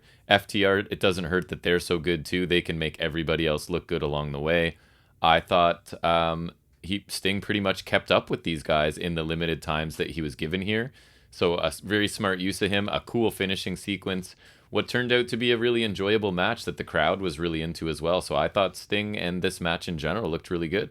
Yeah, I thought this was fine. It wasn't bad, but still not what I wanted to see. Sting, it didn't look bad, but I don't watch AEW. I watch old stars who should be retired just do fine, or even, like, he just doesn't need to be here. I don't care whether he's looking good or not. Like, I don't know. There's so many other people who could be in the spot, and there are, but he's in it, and I have to give him credit. He looked 62-year-old dude. He looked good at times, but he also looked really tired at times. And he the does. pace is so much better when he's not involved, to the point where he just doesn't need to be involved. The match was fine, I guess, and it sucks FTR had to be the ones to take this fall, because I don't think they should be losing to Sting. They don't win enough for especially me. When they're touted as one of the best tag teams of this generation. They shouldn't be losing to an old man. I agree. I would love FTR to start stringing together some wins at some point. So we get a quick recap of the Baker and Soho promo from last week's Rampage, which we didn't see. And so it looked pretty good from what they showed us. Yep. And then so this leads right into our main event. Ruby Soho taking on Dr. Britt Baker, DMD, for the AEW Women's World Championship. Just the description, it was a great main event and a great women's match. Like, pretty much on par with, like, the men's stuff, which is what you want to see. Yeah, right? I was really hoping, because I don't know, right? I haven't really seen Ruby Soho with, like, unshackled and allowed to actually do a lot of stuff. So I was really hoping. She was good by WWE standards. Right. That's never really saying much, right? And it doesn't mean necessarily it translates, because it's a totally different style here. So I was really hopeful that she would still look good here. Trip by Soho, followed by repeated head rams in the mat, like just ramming Baker's head in the mat. Ruby catches a kick from Baker and hits a knee. Ruby hits a crossbody to the outside to take out Hayter and Reba. Swinging neckbreaker on the outside by Baker, which is pretty nice, with Ruby's feet on the apron. A running corner thrust kicks by Soho. I believe is like a trifecta. Back suplex by Soho. A super kick by Baker. Forearms and headbutts by Soho. Baker connects with a really nice sling blade. Soho counters a curb stomp into a nice leg submission. Soho catapults Baker into the corner, and a diving senton by Soho for 2. Fisherman's neckbreaker and a super kick for 2 by Baker. an Avalanche Air Raid Crash for 2 by Pretty Baker. nice, yeah. A really good curb stomp by Baker for 2. Yes. Whether she did it better or Ruby sold it better or both, it just looked really nice. It looked really forceful, yeah. Soho, or I wrote Rojo for some reason. Rojo. Soho connects with the Riot Kick. I'm not sure what they called it. I can't remember. And Reva distracts the ref, so she also takes one. Heater gets a cheap shot in on Soho, though, and Baker is able to lock in the lockjaw for the win. Really good match. I thought Britt looked really strong, and I thought Ruby Soho came across as like a really good, resilient babyface where it takes a lot to take her down, right?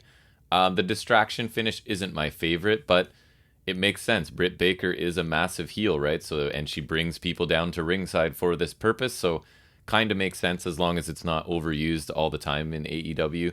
I thought Soho's selling was really good and that they worked really well together, so I was not disappointed by this at all. I thought it was a really entertaining main event and a quality title defense for Britt Baker, as I'm sure she's going to have a pretty long run with this title, so this is like a nice feather in her cap to get this win over Soho, so I really liked it.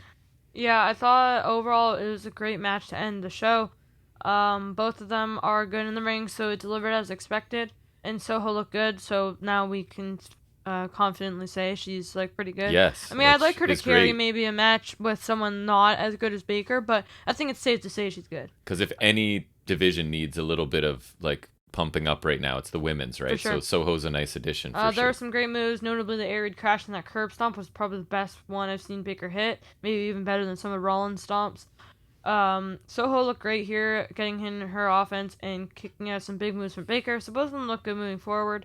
The finish was fine as well. It was a bit of a screwy finish, but nothing compared to NXT, and it's kind of typical Baker, right? Yep. So that's a heel move. It's what she does. So what are your thoughts on this show? It was a really wrestling, in-ring heavy show. Right, it really did have that supercard feel, right? Because yes, it did. I feel so Dynamite, it's not like Raw, because I was saying this to you earlier. It sure isn't. Because Raw, a lot of times things will come up on the fly. The main event this week happened to be, turned out to be instead of the Bloodline and the New Day, that opened, and then somehow Reigns, Lashley, and Big E main evented. You know what I mean? Matches are set up on the night.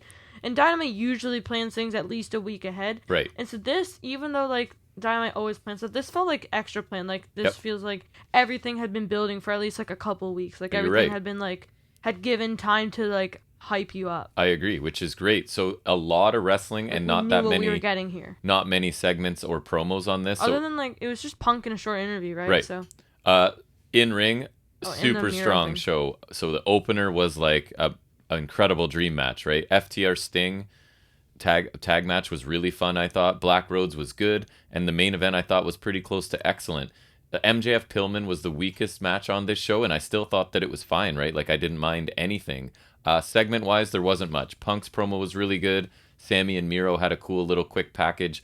Jericho Hager was the low point there with sort of a generic interview. So in a show that was almost all wrestling, almost all of the wrestling was really, really good. So the grade kind of has to be 2, right? A lot of fun. It flew by. It was so nice to see after that NXT we had to sit through. We got a Match of the Year candidate right off the bat and a really strong main event. So for me, that's an A-.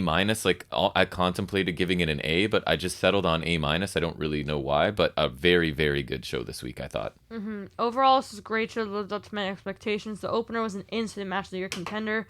Punk's promo was solid per usual. MJF versus Pillman was pretty good as well.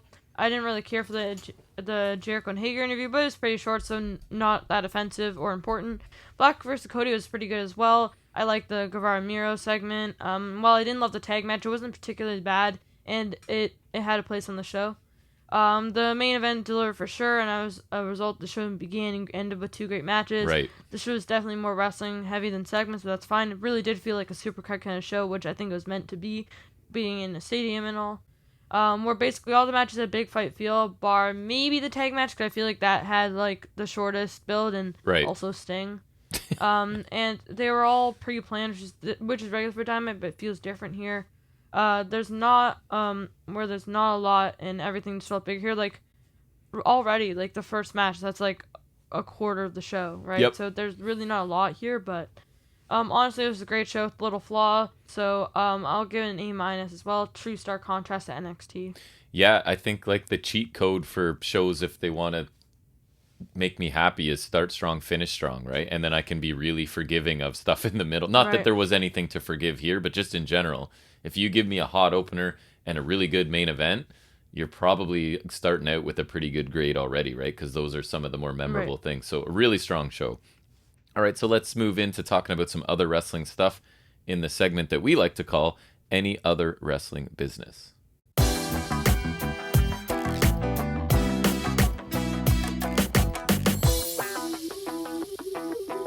So I think we'll go in order. We're not going to do a rewind match because we are going to quickly talk about Rampage, right? Because we thought because Rampage, it was a big Grand week. Slam. Yeah, so we thought we'd include that instead.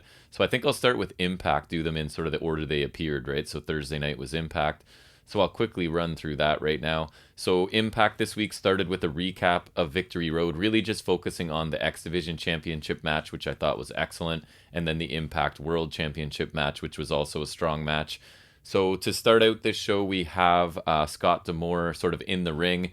He briefly explains to us Option C, where you can cash in the X Division title to earn a main title shot. Which, if you don't know, that's basically what Alexander did at the pay-per-view. Yes, which I was super excited about. So that brings out Josh Alexander, and D'Amore sort of reminds him, once you hand over the title, a tournament's going to begin for a new champion for X Division. Therefore, is this really what you want to do? You need to make sure, because you're vacating this title and you might not win the main title, right? So Alexander talks about, really well, I thought, about having neck surgery 6 years ago and having doubts about his future in general. He has no doubts right now, though. He knows he can be the face of this company. So that brings out Christian Cage, who says Alexander almost lost his career, but Christian, in fact, did lose his for 7 years.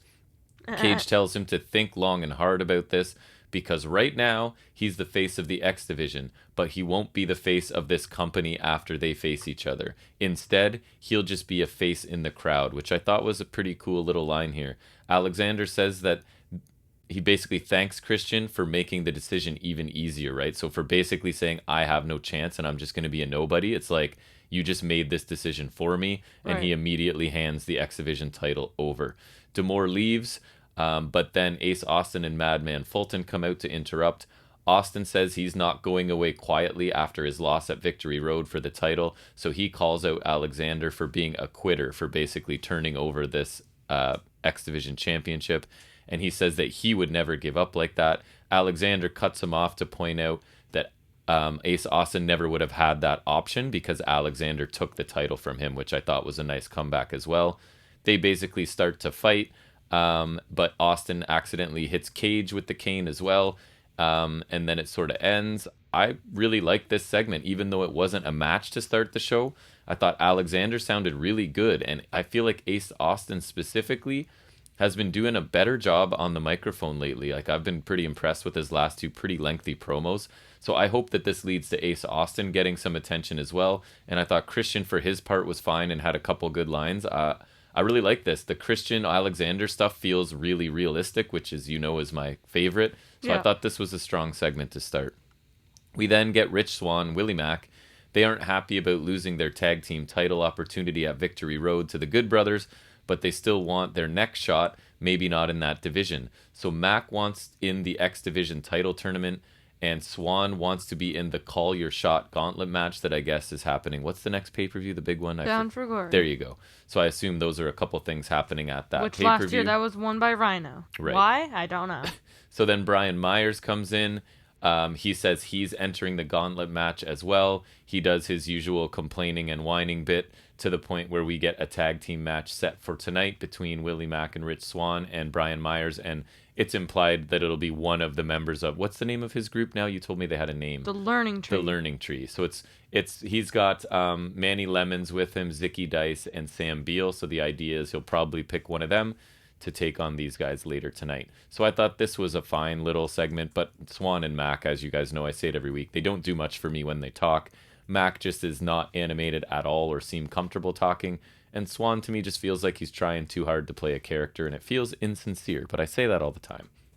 Josh Alexander then is basically not happy with Ace Austin sort of coming out and interrupting him, and basically it leads to Scott D'Amore making a match between them for later tonight, and it actually ends up being the main event, which is a pretty sweet main event to set up, so I was happy about that. because two of my favorite guys in Impact, Alexander, one of my favorite guys in wrestling, facing off in the main event, so I was cool with it. We then get our opening match of the night, which is Hikuleo representing the Bullet Club taking on David Finlay. So basically, the end of this, there's a chokeslam countered into a stunner. Finlay avoids a charging Hikuleo and sort of sets up like a roll-up, sort of stacks him up for a pin. This actually got a fair amount of time at over 11 minutes, which for Impact TV is very lengthy. So there's a post-match brawl. Finjuice get the better of that brawl, and then a returning El Phantasmo, also of the Bullet Club, runs in to help with the beatdown. I thought this was that's kind of cool, sorry, because that's okay. A Bullet Club member that's already been established there. And I was really intrigued by him, and then he was kind of gone, right? Like, I thought he looked really cool, and then he was gone, because I didn't know much about him at the time. So a decent TV, like, big man, fast man match. I did see this clip, actually, as well. Hikuleo looked solid here, but to me, he's still, like, he looks pretty inexperienced at times. He did look better here than the first time. He showed up in Impact, because I honestly thought that was pretty bad, but he's looking a little bit better to me. And like I said, I'm glad to see ELP back. That's El Phantasmo. I thought he was really interesting in his previous time, and I just wanted a bit more time to see what he can do, so I'm happy with that. We then get the standard Violent by Design promo, basically talking about what happened to Rhino last week was necessary, that sort of Rhino seems to be splitting from the group, kind of attacked Eric Young, etc., etc. And he says violence is the only cure for the sickness, and while Rhino can apologize, he needs to decide and do the right thing. Basically somewhere along the line saying, like, this isn't over, you don't just get to decide to leave this group. Violent by Design is like for life kind of idea. So they're going to need an answer from Rhino next week. So again, just another standard Violent by Design promo, which they're not bad, but they're starting to feel somewhat repetitive, and this Rhino storyline seems to be like at warp speed, right? Like, basically he cost them a match or two, then he's like supposed to be rebaptized and converted into this killing machine. Right, but then his first attempt after that he loses and it's bad, and anyways, it's moving really, really quickly, but we'll see where it goes. And like back and forth. Matt Cardona's backstage with Chelsea Green, talking about how he's a man of his word, so he said he wanted one match with Rohit and then he'd be done with him. So he says he is done with Rohit and Shera, but Chelsea Green is never said anything, so she is ready to take out Rohit Raju herself in a match.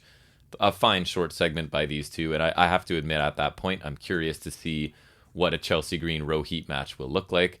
We then, I think you saw this too, right? Su Young's followers are with her. Yeah, I did. Kimberly and Brandy Lauren, and so they sort of present Su Young, who's like kind of twitching and whatever, with a red belt.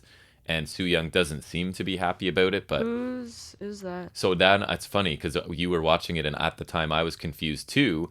Until later, when we get to the Swingers Palace segment, which is always such a joy. But anyways, I noticed that the Swingerellas, right, the ladies that are there, they wear the exact same red belt, and if I remember correctly, one of the Swingerellas has gone missing.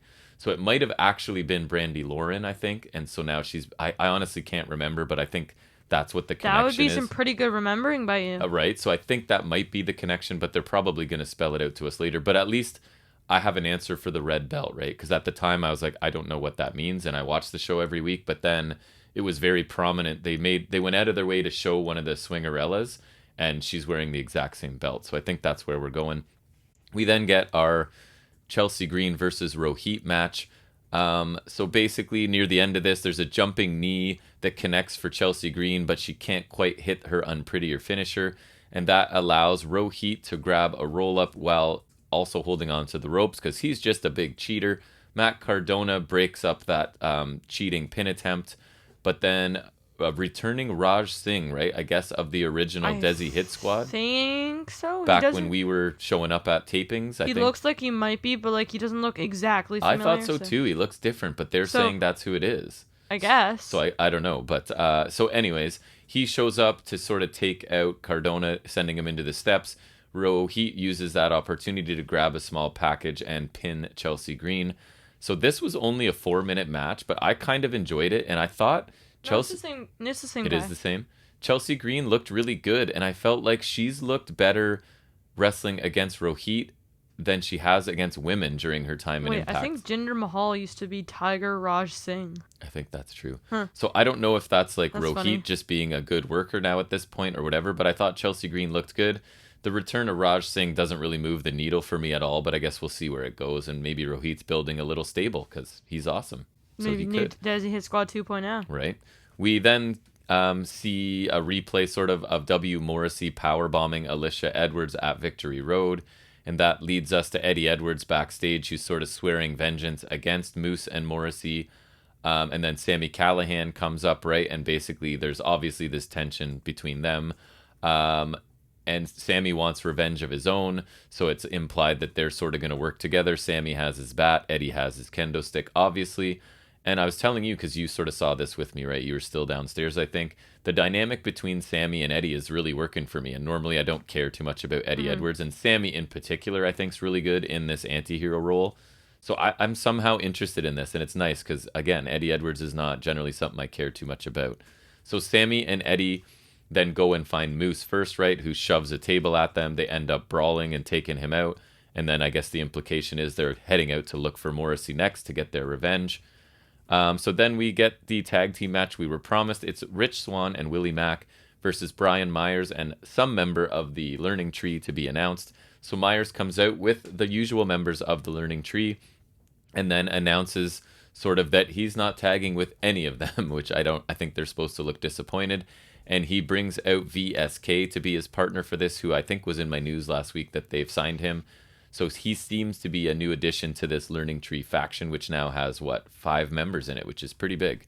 So we get, near the end here, we get a rolling splash, gives Swann a 2 count, but VSK hits an elevated DDT for a 2 count of his own. Swann super kicks him kind of out of midair, climbs up top, and Zicky Dice goes to shove Swann off the top, but Swann is able to turn it into a cross body and ends up pinning VSK sort of with the unintentional help of Zicky Dice. So this was only a 5-minute match as well, but it over-delivered for me because Swann and Mac don't do much for me. But I thought this was a nice, fast-paced match. And in particular, I thought that VSK and Rich Swann, the segments they had together, they looked really good. And VSK, I kind of like him, so I think he's a good fit for Impact. We then go to Swinger's Palace. Swinger is worried about Impact going to Las Vegas, I guess, because that's where they're going to tape next, right? And he's running an illegal casino that probably won't do well when there's so much competition in Vegas, I guess is the point. So he's worried about being put out of business. So as he's trapped in the past in this gimmick, he writes a letter to Scott D'Amore, who he thinks has just taken over the company from Bob Carter's daughter, right, from Dixie Carter. So he's several years behind in this. That's kind of funny. It is. So therefore, D'Amore needs to come to Swinger's Palace next week and talk about this. And then he signs it J.J. Dillon, again, just a blast from the past. So this segment was more pointless than usual, I thought. There was really no storyline progression. No other characters or wrestlers came in. But at least it was really brief. And it did reveal the red belt for me. So I sort of pieced together an earlier segment. Other than that, kind of useless.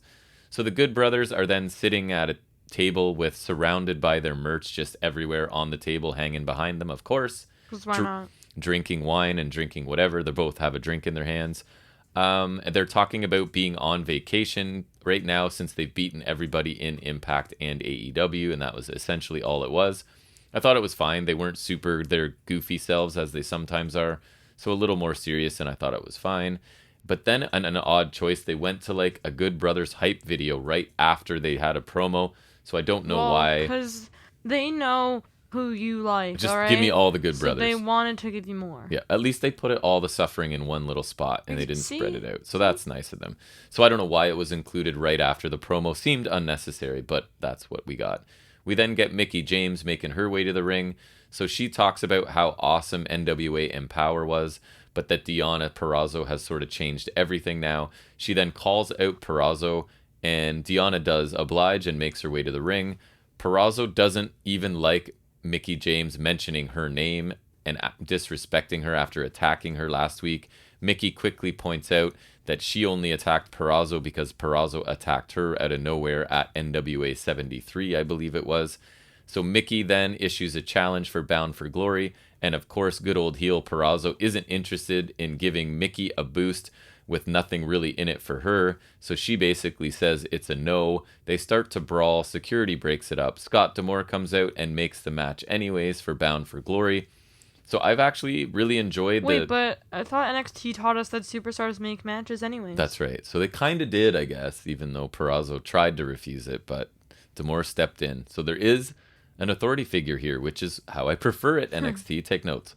So this was a straightforward build to this match, but I've really enjoyed it, to be honest. So I thought that this was a good segment too. Purrazzo's really good as this type of heel, like not looking to fight at this point. It's interesting because she does a really good, like, take on all comers, fight anyone sort of wrestler, or like I'm a chicken and I want to avoid everybody. She's a very versatile performer, I find. So this was a predictable segment for sure, but like we say, that's not always a bad thing, right? And I thought in this case it was okay. And I think the match between these two should be really good because I feel like in Impact right now, Purrazzo's so good and she's sort of starved for legitimate competition. So going elsewhere to find someone kind of makes sense to me. So Eddie Edwards and Sami Callihan continuing to look for W. Morrissey, but they get cut off by security. And Scott D'Amore sort of makes a street fight between all of these guys for next week. So just a simple, effective way to set up a kind of a high-profile match for next week, I thought. So I don't have any issues with the way they've handled this scenario between Morrissey, Moose, Callahan, and Eddie. So it was simple, but it kind of works for me. We then get a Gail Kim sighting. She's backstage. She announces a tournament for Knockouts Knockdown. So it will feature an 8-woman tournament with 4 knockouts from TNA and 4 women from other promotions, right? So that's kind of cool. I get a tournament and I get new talent, which are 2 of my favorite things, right? Oh, maybe they'll bring in Max. I bet you who did I say they just signed? She was in the NWA thing. I thought she was really cool. Smash Kova or something like that. Masha Slamovich. Smash Kova. Slamovich. She looked cool, but anyway, so I imagine she may show up there. So the winner of this will get a Knockouts title match, and then the Influence, which is Madison Rayne, Tennille Dashwood, and Caleb with the K, interrupt. Madison thinks that they should get a Knockouts tag team title shot, but Gail Kim says they have to beat Rachel Ellering and Jordan Grace first next week, so that match got set up. I thought this segment was fine. I love a good tournament. I love like mystery opponents coming in, so I'm interested in that. And just that pay-per-view in general, I'm interested to see their version of like an all-women's event. So we then move into our main event, which is Ace Austin versus Josh Alexander. So near the end of this, we get a C4 spike attempt broken up. Austin grabs a neck breaker for a 2 count. Alexander then knocks him to the apron for a suicide dive to his back, sort of adding some more offense to Alexander's repertoire, and they're both outside now. Once back in the ring, Austin hits a nice super kick to take Alexander off the apron and outside, and he falls kind of onto Madman Fulton. Then to finish, we get the fold is countered into Josh Alexander's powerbomb onto the knee, and his amazing C4 spike finishes off Ace Austin. Alexander wins about a 15-minute match. So Reddy was still here watching this, the guy that is the non-wrestling fan watching, and he even admitted that C4 spike just looks nasty. Like, I don't know how he makes it look like the guy's head is hitting the mat, but from whatever angle they show it, it still looks incredible. So a non-wrestling guy thought that was a pretty devastating looking move too. Really good match, strong main event for Impact, but I mean, what would you expect from these two talents? I think 2 of the more talented guys in this company. Really good match. Alexander looks good here, right? Because he has now just beaten the previous #1 contender for the title he's challenging for, so that makes sense. And Ace Austin looks good in defeat here because Josh Alexander is a freaking beast, and even to have a good showing against him, the way he's being booked is good for you, right? Yeah. So the outcome of this, I don't think was ever in doubt, obviously, as Alexander is going on to challenge for the main belt. Right. But I thought this was still a really entertaining main event. Mm-hmm. So you can probably tell I pretty much like this episode of Impact. To be honest, I'm a bit surprised because I was exhausted, right? I didn't get a chance to watch it last night. I was up super late last night. I had to cram this in before coming down here, so I didn't think that was the ideal setting to consume Impact. But I pretty much enjoyed it. I liked almost everything in ring, even the like 4 to 5 minute matches that was like Green and Rohit, and then the Myers tag match. Those matches were fun to me. Hikuleo Finley was probably the low point. It was just okay, and I thought the main event was really good. Outside of the ring, the opening option C segment I thought was really good. Mickey and Deanna had a logical interaction that I enjoyed. The Sammy and Eddie like furthering their story with Moose and Morrissey throughout this worked for me. Good Brothers were not super offensive this week, which is the best I can hope for usually. Swingers Palace was lame but really short, and then the Sue Young segment you saw was really short too, but I'm a little intrigued to see where it goes. So anyways, overall I enjoyed the show. Really good pace to it. Everything short of Swingers Palace had a clear point to it, I thought, on this episode. Easy to watch. I'm going to give it a B. I'm thinking about adding a plus in there, but I'll just leave it at a B because there were so many short matches this week. So a very solid B show, and I like the main event quite a bit. All right, so let's then take, as that was Thursday night, so Friday night, which we ended up just watching this morning with a non-wrestling fan again. So this was AEW Rampage taking place at the same stadium, right? And second part of Rampage Grand Slam. That's right. So it's basically like the second chunk of a televised pay-per-view, basically, I guess. So in the opening match of this, we got CM Punk facing Powerhouse Hobbs. Punk is back to wearing the trunks. I almost said Hobbs Yes. for a second. Yeah, Punk had the trunks, so that Which was is good, happy. So that's much better. So this got about 13 minutes. Hook got up on the apron. I think it was for the second time at this point. Punk goes over to deal with him. Hobbs charges at Punk. Punk ducks. Hobbs obviously collides with Hook, sends him to the mat. Punk then hits his GTS on Hobbs and gets the pinfall. I thought this was a solid match. It was slow in parts, but I thought it was good overall. I don't know what you thought of it. I just went quickly. Yeah, I thought it was pretty good. I mean, Hobbs goes off and I didn't like it as much as the Darby Allin match. Yeah, I agree. It was fine. Yep. We then get a quick recap of Thunder Rosa, Nyla Rose, Jade Cargill feud with fallout from the All Out Casino Battle Royal, and it sounds like it's kind of leading up to a three-way match. So I don't know. I'll be interested to see a triple threat match but I think Thunder Rosa is going to have to do a lot of heavy lifting there, right? Like, no pun intended. The two other women are much bigger than her, but Cargill's very inexperienced. Actually, Nyla's looked pretty good to me, so I shouldn't say that. Nyla's looked pretty strong in her last few matches. So then we get Adam Cole and the Young Bucks. The Super Click, okay. Yes, the Super Click. Also with Brandon Cutler and Gallows accompanying them. So they're taking on Christian Cage and Jurassic Express. They do have a new Super Click t-shirt, which I would very much enjoy. With Marco Stunt coming out with them. So this match got about 11 minutes. Near the end, Matt Jackson hits a low blow to Christian, throws him off the ramp to the floor. And then the Bucks also take out Jungle Boy and send him to the floor. So Luchasaurus is all alone. Cole hits a Shining Wizard for a near fall, then hits his Panama Sunrise on Luchasaurus. The Young Bucks come in. Totally crumpled Luchasaurus. It was awesome. It did.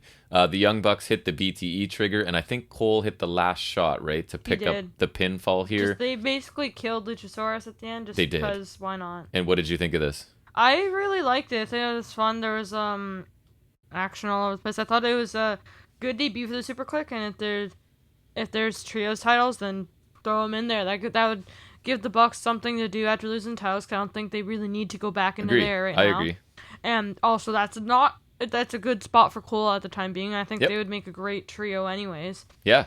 And I think, and they're just like really good, so I think that would work as well. I liked the match overall. I thought Luchasaurus looked pretty good too. He got his nice little flurry. Christian Cage was pretty minimal, so I'm fine with that as well. And they keep teasing a very enticing Jungle Boy Adam Cole match, which they has since confirmed for Dynamite. Yes, that's just awesome. We noticed that seemed to be what they were leading this to. Like, they fairly interacted here, right? But there was moments where they sort of were staring at each other, and the crowd was really interested. I could even see them making a mini series because that would totally work. I thought this was a really fun match too. I preferred it to the Punk opener, if I'm being honest. I would have been fine with it getting a couple more minutes even, and I thought it was like you said, this was a really solid vehicle to build anticipation for that cool Jungle Boy match, which could be just awesome, right? Like, Jungle Boy is really, really good, and Cole can elevate him even further, I think. So that match I'm really looking forward to. We then get the Men of the Year with Dan Lambert. So that's Ethan Page and Scorpio Sky. They're taking on Chris Jericho and Jake Hager here in a match that I wasn't super looking forward to, but only because of one side of the match, not the other. So near the end of this, Lambert gets on the apron to distract the baby faces. He breaks up a submission hold. Hager runs to the ropes. Lambert trips him. This allows Scorpio Sky to roll up Hager with a small package to get the win. Thoughts? I mean... I thought this was fine. I mean, it was like don't know. It was all right. And then afterwards, right, a whole bunch of the top team MMA guys run out. Yeah. They brawled awkwardly and had trouble throwing fake punches. I don't know. It was fun, but I mean, I'm happy that Men of the Year won. It's just I don't love that's how they won. The match was okay. I didn't think it was great, and I thought the aftermath. I don't have any interest in any of these MMA guys being involved in AEW, so that doesn't really work for me. But I guess it's not really for me, so we'll see where it goes. I didn't think the match was great, to be honest. We then get what I thought was a pretty crazy sprint between the Lucha Brothers with Santana and Ortiz taking on Private Party and the Butcher and the Blade. So this was almost like just under 6 minutes. So near the end, Quen went for a shooting star press to Santana. Santana avoids it. Lucha Brothers hit Fear Factor on Quen on one side, then over to the Fear Factor. other. Sorry, what is it? The stomping package pile driver.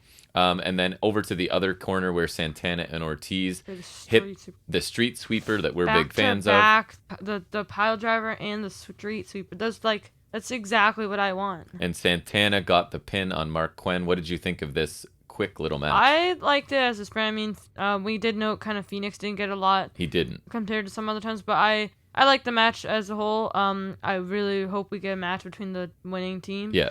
And I really enjoyed the finish. Yeah, because we had, again, our non-wrestling buddy here with us, and we were sort of touting, wait till you see Phoenix, and he didn't do any of his rope walking kind of stuff. So I thought he was, because we were really hoping to showcase him to our friend. But it was a really short match. I thought it was really fun. It was just nonstop for 6 minutes, right? I was pretty impressed with it. I thought it was a really fun little match. After the match, Shivani interviews Matt Hardy, who challenges Orange Cassidy to a hair versus hair match. And so for this, Hardy's standing with Jack Evans. And so he suggests this hair versus hair match and then sort of springs it on Evans that it'll be against him. I was like, yay. Evans doesn't look like he really wants to do this, but Hardy gets a little bit more forceful and basically tells him, you better win, Jack. So yeah, it looks like Evans doesn't really want to take the match, but he's going to be forced to. And I'm not sure where this hair thing came from exactly. But I don't even know either. Okay. This was fine, but I don't really care. Yeah, I agree. Sammy Guevara, Fuego del Sol come out. They do Sammy's little thing where he's got the cards and he's got writing on the cards and they pull the cards. Right. But Miro comes out to attack them. So Guevara gets destroyed. Del Sol gets sort of thrown off of the stage with a Beal, I guess, through some tables on the floor. Looked pretty good. Miro then turns his attention to Guevara, locks in a pretty nice looking game over. Not the one where he folds all the way back. Which I prefer the one he did to Guevara here. Yeah, because Guevara is a pretty flexible guy, right? So it looked pretty painful. He then takes that Guevara had written on one of his sign cards, the next TNT champ. So Miro holds that up and tears it up. What did you think of this little segment? I liked it. Made Miro look good and builds a little more towards that match. Yeah, I think Miro looked like a beast here, and it's kind of getting funny that Fuego's just there to keep getting killed every week, basically. Mm-hmm. And the game over I thought looked good on Guevara, so I thought it was a good segment as well. We then get a video package quickly with Andrade El Idolo talking. So he is basically, long story short, challenging Pac again, this time without Chavo. So Pac won't have an excuse for losing, because if you remember, Chavo got involved in the last match, affected the finish. El Idolo was not impressed about it and seemed to sort of end his alliance with Chavo.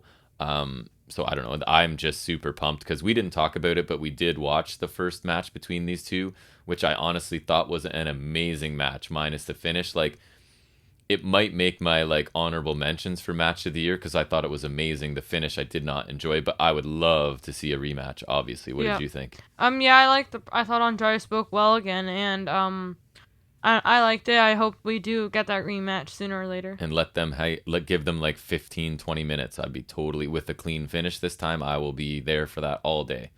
So Penelope Ford faces Anna Jay in what turned out to be a 3-minute match.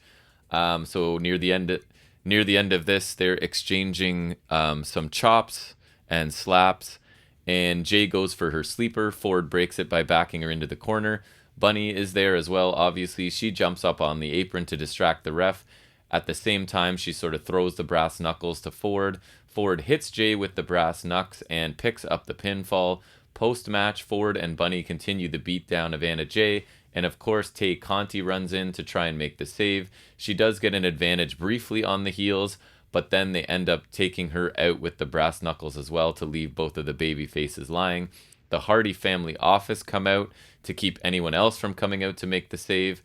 They sort of have their backs to the ring. Orange Cassidy and Chris Statlander come out to the ramp. And then they're sort of shortly after backed up by the Dark Order who come up. And it's basically all of them, I think, of the Dark Order pretty much. So it's like a numbers game, like 12 on 5, I think, for the baby faces. And HFO have no choice but to sort of retreat. So in the ring, the Dark Order storyline kind of continues. Alex Reynolds and Preston Vance are trying to apologize to Evil Uno and Stu Grayson. But Stu Grayson and Evil Uno just sort of leave, along with Colt Cabana, who I don't remember seeing him lately. But anyways, Cabana kind of looks confused about what making this decision to go with Uno and Grayson, sort of leaving the others behind. But it looks like this sort of fracture within the Dark Order continues. What did you think of the match, which wasn't much, in the aftermath? I'm glad at least like there's at least starting towards a reunion. At least like hopefully, yes. There was an attempt at least, so maybe hopefully that gets closer. So the match itself was fine. I mean, it wasn't that much. Yeah, it was 3 minutes of not much. And so I hope they do reunite eventually. Me too. It should be Hangman. And Hangman should be the one that really galvanizes the group, right? That's what I'm hoping for too. Yeah, the match was super short. Obviously, a way to just kind of get to the stuff after, I think, more than anything else. I thought Anna Jay, she had some aggressive like running back elbows and stuff I thought looked good. And I was telling you at the time, I think Penelope Ford's like heel mannerisms and behavior looked a little better than it has in the past. Like she's sort of embracing this heel character a bit more, which is always a good thing. And like you're saying, the Dark Order stuff better work out the way we want it to, basically, right? So then we get sort of a face-to-face. Mark Henry's interviewing Suzuki-gun and Moxley and Kingston. So Suzuki and oh my goodness, I'm gapping on his Archer. name. Thank you. I was going to say Thatcher and Lance Archer. So it kind of breaks down really quickly. Archer says that basically things were unfair in Cincinnati, but now it's not fair either because they're basically in Eddie Kingston's hometown as well. And Kingston was trying to rip his shirt off, right, and having trouble. And then he was just getting super upset, which I thought was funny. He's awesome. So a good little segment. Yep. Mark Henry added nothing, I think we can agree. I was fine, and Mark Henry sucks. Yeah. So the main event of this show is Jon Moxley and Eddie Kingston taking on Lance Archer and Minoru Suzuki in a lights out match. So again, it just means it's like unofficial. It doesn't count for any records. That they can use weapons and whatever else, no DQ kind of thing, right? It's like WWE's Unchained match, except a little more meaningful. Yeah. I guess. So this match took up about just under 12 minutes. Near the end, we get Suzuki setting up chairs in the ring, sort of back to back, and teasing Archer's going to hit the, what is it called? The full death? Is that what it is? His blackout. Sorry, the blackout. I think it was full death in another place. Looks like full death is the Butcher and Blade. Was gonna get his that onto Kingston on the backs of the chairs together, which there's no way, like I couldn't believe they were gonna do it, but they don't. So before he can hit the move, we get this music playing that I didn't recognize, and could it be? And it turns out it's Homicide coming down, which I'm not that thrilled about. So believe it or not, it's just me. Excalibur refers to him as the baddest wrestler ever to come out of New York. So Homicide runs in from the crowd, attacks the heels, cuts Moxley free as his hands had been sort of duct taped behind his back at this point. This allows Moxley and Kingston to sort of make their comeback. Moxley hits a DDT on Archer. Kingston then puts a trash can on Archer's head and beats the trash can repeatedly for a very long time with a kendo stick. I'm not sure how effective that is compared to just like, I don't know, beating him with a kendo stick. In theory, it would be effective, but I'll talk about it. One of the camera angles kind of didn't help. It's not even that. It's just like hitting a can. It's like kind of like if you just hit him in the head, I feel like that's much more. Yes. Kingston then gets the pinfall after that. What did you think of the main event? I liked it. It wasn't bad, but it definitely doesn't live up to the other two lights out matches we've had. Agree, for sure. But it wasn't bad. There was some decent action, but definitely not as good as what we're accustomed to, so to speak. Yeah, I didn't love this match, if I'm being honest. There's nothing really that stood out to me, and I hate to say this because he may find me and kill me, but Suzuki's been disappointing, I think, since he's arrived at AEW. Whoa. I know, if we're not back next week, folks, if there is no episode 63, you'll know why, because Suzuki found me. But I love the guy, but I don't I feel like he's slowed down and he's just not, I don't know, he's not impressing me as he should. The finish I don't think was great because the camera angle, even our friend that was here watching noticed it. The camera angle was sort of, you could see into the trash can and you could see that the impact wasn't contacting Archer's head, obviously, right? But I don't need to see visual evidence of that. So it kind of took away a little bit. I didn't think this match was great. It was not my favorite match on this show by any means. Overall thoughts quickly. I thought it was a pretty good show, but I'm kind of glad it's not 2 hours every week. I think an hour is totally fine. I gave this show a B. The opening tag match and the brief Lucha Brothers Santana Ortiz match were my highlights, and the main event was actually underwhelming for me, so I gave it a B overall. It was still a solid show. Yeah, I liked it. It wasn't as good as Dynamite by any means, and I think it should be 1 hour as well. But I wouldn't mind like the odd time 2 hour special. Yep. Maybe not when I have poker that night though. If you could get on my schedule, AEW, I would appreciate that. I would agree. Yeah. But it was good. I thought I think the trios match is clearly the pick of the bunch. Yeah, I think so But the opener and the main event weren't bad, and I didn't love the women's match or the Men of the Year match. Yes, I agree. The Men of the Year one I didn't love either. Overall, fine show. I think the B grade is pretty fair. Okay, do you have anything else for any other wrestling business? I do not. So that takes us to our final segment every week where Jack's going to update us on the world of wrestling action figures, and that is what we call Figuring It Out with Jack. Yeah, we don't really have much other than the not so exciting news of the AEW Wrestling Buddies are up for pre-order, so I'm really interested in those. Yeah, man, that takes me back. You can get those there. It's a pretty nice lineup, though. You have your options for this first set are Luchasaurus, Omega, Darby Allin, and Cody. Like, that's a pretty good assortment. Yep. Also, recently, Unmatched Series 2 went up. Nice. Which we've got... It's a pretty good lineup. The Luminaries Collection Sting. So, I feel like the Luminaries Collection seems to be... It'll be integrated with the Unmatched line. It seems to be every other series. Because in this series, we're going to get a Luminaries Collection Sting. And then in Series 4, there's the Corazon de Leon Jericho. Yeah. Right, and so I think Series 6, people are thinking like that's where they could fit in an Owen Hart. Yeah. Right, because it's like a Jack specific classic superstars line, like a flashback line kind of. All or like that a Owen Hart Legends stuff line. will become collector's items for sure. It'll be big, yeah. So this series has that Sting as Proud and Powerful. So nice. Put that on my Christmas list. Nice. Ty Conti, which that's nice for her. Wardlow, also pretty nice. Yeah. And MJF. MJF is the last one. So that's a nice series. Looks pretty good. And I noticed another recent one that I don't think I noticed was Elite 90. Mm-hmm. That's a good series. The ones I kind of want from the series are Bronson Reed and Jey Uso. Yeah. Those are pretty nice. The Orton's actually kind of nice too because it's in white. And right. White gear is always awesome. It is. Mustafa Ali's also in there too, which I would get, but it's a Retribution Ali, so I don't really care. And then there's Big Boss Man. Also, speaking of Retribution, Reckoning. So, yeah. Fantastic. And then Chase variant is Big Boss Man in I think it's Attitude Era Boss Man. Is that like the Shield gear? Basically. Yeah. I think that's right. So yeah, nothing major, but hopefully there's some more interesting stuff next week. Nice. I guess that's going to bring us to the end of episode 62. A little bit shorter this week. Apologize again that it's a couple hours later than usual, but that's just how the schedule went. As long as everything goes normal, we will try to bring back the rewind match next week for anyone. Yeah, we just thought we'd hit the special sort of episode of Rampage, talk about that quickly. So again, thanks for any time that you are taking out of your week to listen to us talk about wrestling. I will be back. I will be back on Monday for a solo mission with ROH 523, I think it is. And then is there a pay-per-view this weekend? Isn't there? Tomorrow? Oh, Extreme Rules. Right. Nice. Yeah, well, so... we did not do a preview because we forgot. We did not do a preview, but, I mean, we could sit down later and do one, maybe. I don't know. We'll see. If not... Or we will at least record predictions and mention them. Yep. And there might be a review show on that, depending how we feel about it. No promises, but you might want to keep your eyes peeled for that.